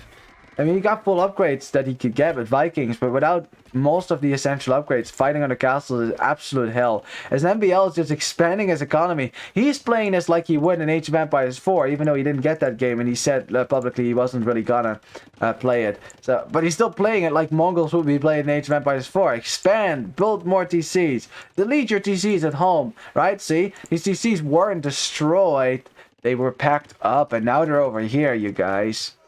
Duh. I mean, I can't explain the additional TC then, but still. More and more light cap coming out, but light cap is not going to save you from the Mangudai, that's for sure. Luckily for him, though, the Mangudai numbers are very low so far. Oh, to add insult to injury, thumb ring coming in now for the Mangudai player. Ooh, that's 4 traps, though. 4 traps, again, to attack this castle on the left at MbL. I mean, yeah, he wanted to get these castles up to protect his stone, but... You know, in this castle, too, it's in range of 4 traps right now, and MbL has to deal with this. And look at these speedy onagers moving on to the other side. If he can kill the light cap, he can get in on the traps to deal with that for now. As he gets a shot in, boom, a nice attack ground as well. Yeah, MbL, I mean, Vinchester, losing a lot of light cap on the other side as well. Light cap that are essential to defend himself. Because if he's going to lose these trebuchets, it's going to be difficult to push this Mongol castle. If MbL is out of stone, he's buying stone to prepare right now. He's trying to get to the trebuchets, but he can't because of the light cap in the castle. It's on 375 HP. 2 trebuchets have gone down, but isn't enough. He bought some more stone to prepare a little bit. All the light cap have gone down. The honors are speeding towards the trebuchet, and the castle will stay up for now, as the traps get absolutely butchered by the onagers. And again, a little bit of stabilizing from MbL. Again, he's been on the back foot ever since that fast imp from Vinchester. That fast imp was brilliant. It's using that bonus that you get for Vikings, which is you have better economy, you can get up to the next stage faster. But now, the longer the game goes, the worse it gets for Vikings, as they lose all, you know, like kind of lose options. You know, they just don't have that much. They have okay archers now. Well, okay, they're good archers, solid archers, great infantry, very well nice siege as well. But your cavalry sucks ass. So you're like your mobility is not very good. It really isn't. You can't get around the map very easily. Now that's not going to stop Vinchester, because he's not the guy who would get stopped by unimportant things like Civ bonuses and Civ technology trees, please. But it's still going to limit his ability to raid. I mean, look, these few watchtowers here. Look how much damage they do. Look how much damage they do with Bracer on them. It's, yeah. Now we're just waiting for MbL to get some siege out himself. He's still... getting his Vil count up a little bit better because he needs to get the upgrades. Probably saving up for Elite Mangudai right now, so he can get that. Yeah, he's not making any. That food count rising looks like Elite Mangudai to me. Dropping more castles. Vinchester protecting the left side of his base with a castle. I mean, still, right? Still, this trebuchet taking down another town center. I mean, again, as long as this castle stands, MbL can still be under threat from the Vikings. But if this castle, this position gets cleaned up, that's going to be really difficult for Vinchester to sustain. That's MbL also getting conscription in a safe castle, and Vinchester slowly making his way forward into MbL's base again. He knows there's a castle there, and he probably wants to go for that right next. Let's see if MbL is going to allow him to do that, as MbL is coming in from the other side. It's going to take a while before he gets his siege over on this side. Probably best to just make some onagers in this siege workshop. Yep, that's what he's doing. Making some more of those. And Elite Mangudai coming in as we have a pause. Let me just check real quick if it is in fact a pause. Okay, Vinchester said he had lag. Said he had lag, and MbL says go, go, go, because he wants to finish this game. Or at least he wants to, well, since it's still very even between the two, actually. You know, Vinchester has gotten up to a nice economy now. He does have this double the army on the field that MbL does, but MbL's army is much, well, almost comparable in expense, right? Look at the army value, right? A lot of gold military value expended. I mean, a lot of gold expended for MbL as well. Still buying stone though, so he can repair this castle. He's trying to keep it up as long as he can. One lonely onager taking out trebuchets. One down. Now it's only 2 traps. If he can get one more shot in, he might have a shot here to keep this alive as the other trap goes down as well. And the castle stays up on little HP, but it's enough HP to stop Vinchester from pushing in here. And now the onagers and Mangudai, they're elite as well. Way more attack on those. 12 attack to be honest. As wow, Vinchester, he's just besieging everything right now. Like if MbL thought he could go for more castles, that's just not a thing. He's gonna have to stick with 3 castles. Again, MbL, he is still in a better position, but he just can't get his freaking late game army out. He just can't. I think what he needs to do maybe is add his own hussars. I think that's important. Just start spamming hussars here, because something like this position would completely be overrun by hussars. Honestly, as the castle goes down, ay. Mangudai, Mangudai play still seeming a little sus, especially as Vinchester's raiding with Viking light cap. Lots of extra farms here. MbL was trying to get his farm number up, but he's not. He's now getting the cavalry armor. But yeah, it might be a bit too late already because Vinchester's just raiding everywhere. It's still very close. The vill count for Vinchester is actually better than it is for MbL now. Although 150 villagers is well, would be considered an overboom. So MbL kind of doing Vinchester a favor here by removing some superfluous villagers from the equation. Mangudai now sent into Vinchester's base to raid. There's a lot of stuff to raid. Imagine Hussar raids into Vinchester's base. It's not safe at all. It's even worse than it would be in MbL's base, as the light cav are getting more and more kills. 44 eco kills for Vinchester already, and that's still climbing. Still climbing. As MbL must have killed one of his own villagers with the onagers because he's yeah. As the onager deals with the trebuchet, but of course it's downhill, so it's going to take a while here, so allowing the trebuchet to do a lot of damage as Vinchester sending in the light gap to take down the onager. One more shot, the trebuchet does go down. Vinchester wants to drop a castle over here. He's going to try to drop a castle, and Vinchester is still very much in this game, but ooh, Mangudai raids on the farmland. Yes, this is the kind of good stuff we need. Get some idle time on Vinchester's base as well. Vinchester's gold gets found out. Scouts coming out now. That's going to be hussars as soon as the light cav upgrade. As the hussar upgrade comes in after the light cav upgrade. And that is, I think, the thing that MbL needs here. He needs better hussars on the field because he has better hussars on the field. As Vinchester drops 8 castle on 34 stone. Right? He has the better hussars. He just does. As that castle almost went down again. MbL, ooh, low on gold actually. Doesn't have a lot of gold. Has lost a lot of gold going for Onager. Has lost a lot of gold going for Mangudai. And the only gold available to him now is on the right. So probably the importance of the right is going to mount here, as both players will want to expand to this gold. Vinchester as well is on gold somewhere. Where's the gold for him? Am I blind? Oh, right there. That's not a lot of gold either, so Vinchester doesn't have a lot of gold as well. But most of his army is light cap, so it's probably not the most important thing. Ooh, MbL don't want to lose your Mangudai now. Light cap will still shred Mangudai if they get up close, and oh my god, that's a lot of Mangudai going down there for MbL. It's going to have to be a trash war for now, and whoever can control this gold probably has the best claim to win this game, as MbL continues to lose castles and eco on the left, and the disadvantage of expanding this way is that there's a lot of eco that can be raided now. Not a lot of military on the field to defend. The light cap are coming out right now. He can't quite afford the hussar upgrade. He's got some relics, so does Vinchester. So, eventually they'll get their gold count high enough. At least for MbL, to get hussars. He's now raiding the farmland over here for Vinchester. Lots of villagers that can be killed. And Vinchester also might get a wood problem in a second as well. Like, look at it, look at this. That is his wood line right now. Like, this, all the wood lines are so far away. I guess he can sit under this castle, but it's still not ideal. As now the eco KD is starting to even out a little bit. MbL getting up to 50 eco KD, starting to kill a lot of villagers, but both players spamming hussars here and there. Vinchester using his last gold to make a lot of arbalest. He's 15 on the field right now. There's raiding farmland on the right. MbL didn't notice that just yet, and that is 5 farmers down for now. Sending some hussars to the right. Oh, it's not hussars yet. Getting more upgrades as well. Having bloodlines helps you a lot as well. So again, the light gap that MbL has on the field are better than those of Vinchester. But if you know anything about MbL, he is one of the best late game players of the game for sure. Of the game. But he knows what to do in late game. Although it hasn't looked very pretty. If this is a victory for MbL, it is a hard-fought victory because Vinchester is making him work for it. He is making him work for it. A fast Imperial with Vikings and then the incessant pressure using light cap. Viking light cap. But honestly, what's wrong with Viking light cap if your opponent his base is fully open and has no means of stopping your raids? Light cap will raid villagers quite well, regardless of whether they're Viking or not.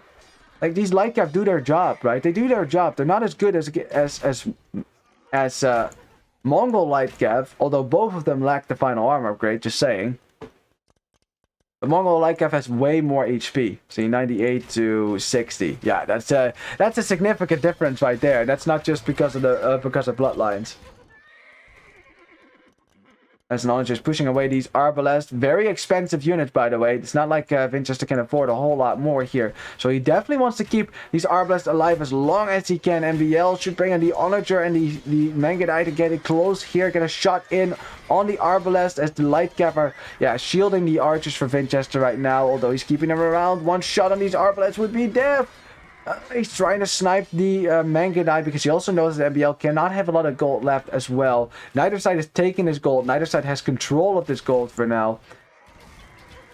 I don't know, man. This game is still so close. Who is gonna win? Don't you want to know? Oh boy, this is good. This is good for MbL. Finding that exposed wood line. Remember, Vinchester doesn't have a lot of wood. He has got wood banked up, but that's gonna run out at some point. You know, once farms start to run out and you have to reseed them. As a SAR now comes in for MbL. Siege Ram comes in as well. So now we know the siege weapon of choice.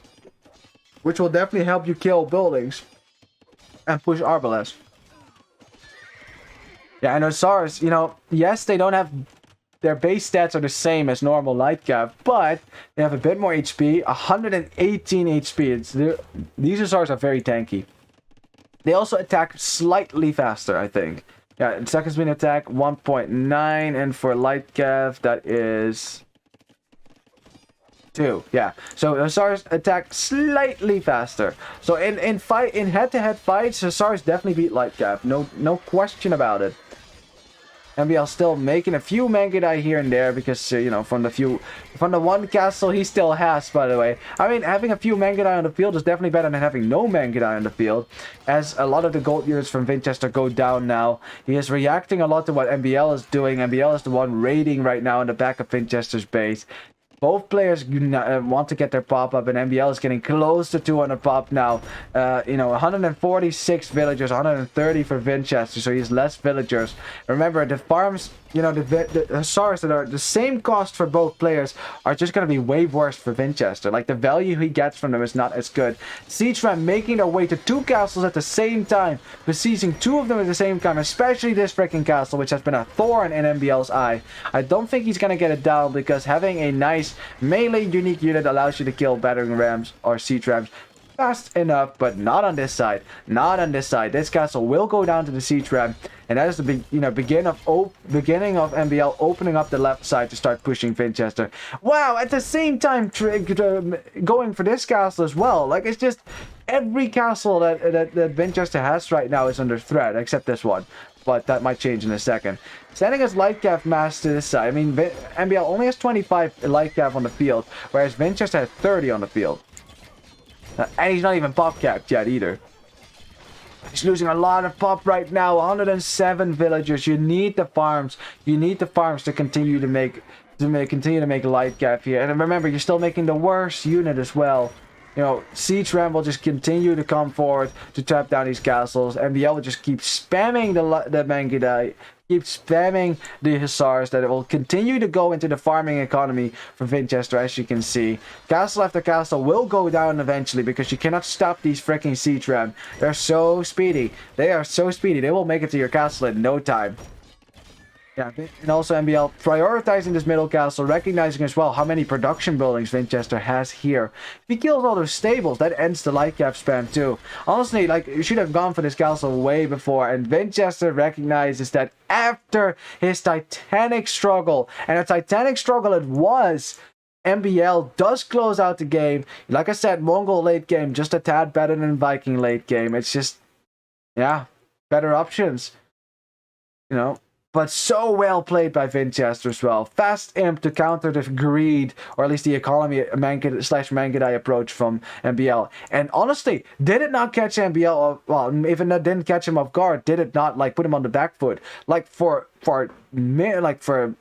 at least 30 minutes there, MbL struggled to get a compound to start pushing Vinchester. I mean, he never really pushed Vinchester either. He raided, and that was the good way to go as well. But man, Vinchester, even with subpar light cap, you know, trash light cap, one might say, managed to give MbL a run for his money.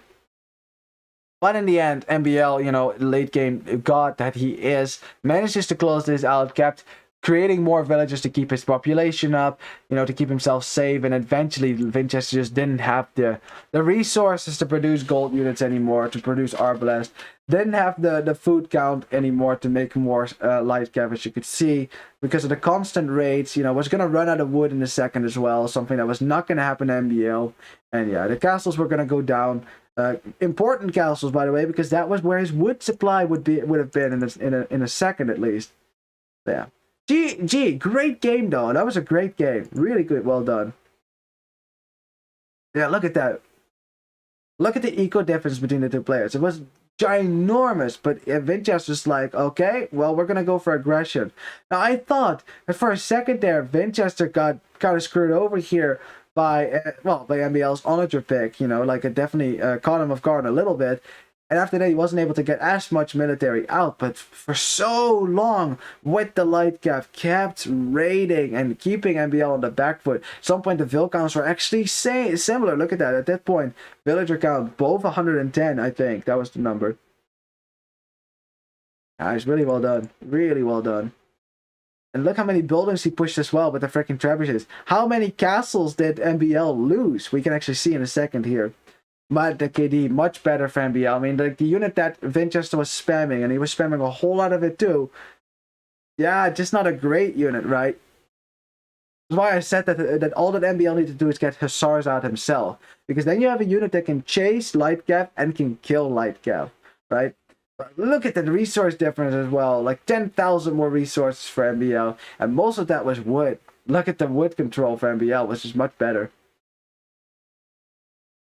Look at the society. MbL lost 4 castles to that. 4 castles. Ay. He wanted to go for Mangudai, but that was not really a possibility anymore, because if you lose 4 castles out of 5, you can't really make any more. You kind of need the castles to get your numbers up. You kind of need the castles. You really do. See, lots of villages as well, but look how many MbL lost. Actually, the same number as Vinchester. Both of them losing 100 villagers, and then both of them still making it to 150 villager max. Both of them actually, like on the dot. That's kind of funny. So you have, the micro wars, that, you know, everything. And look at that. That is the lame war. Look at that. Remember that laming war to start? I know it seems like a long time ago, but look at that. That's some high APM for both players. Actually, Vinchester topping the APM number as well. 210 clicks per... actions per minute. Pretty good.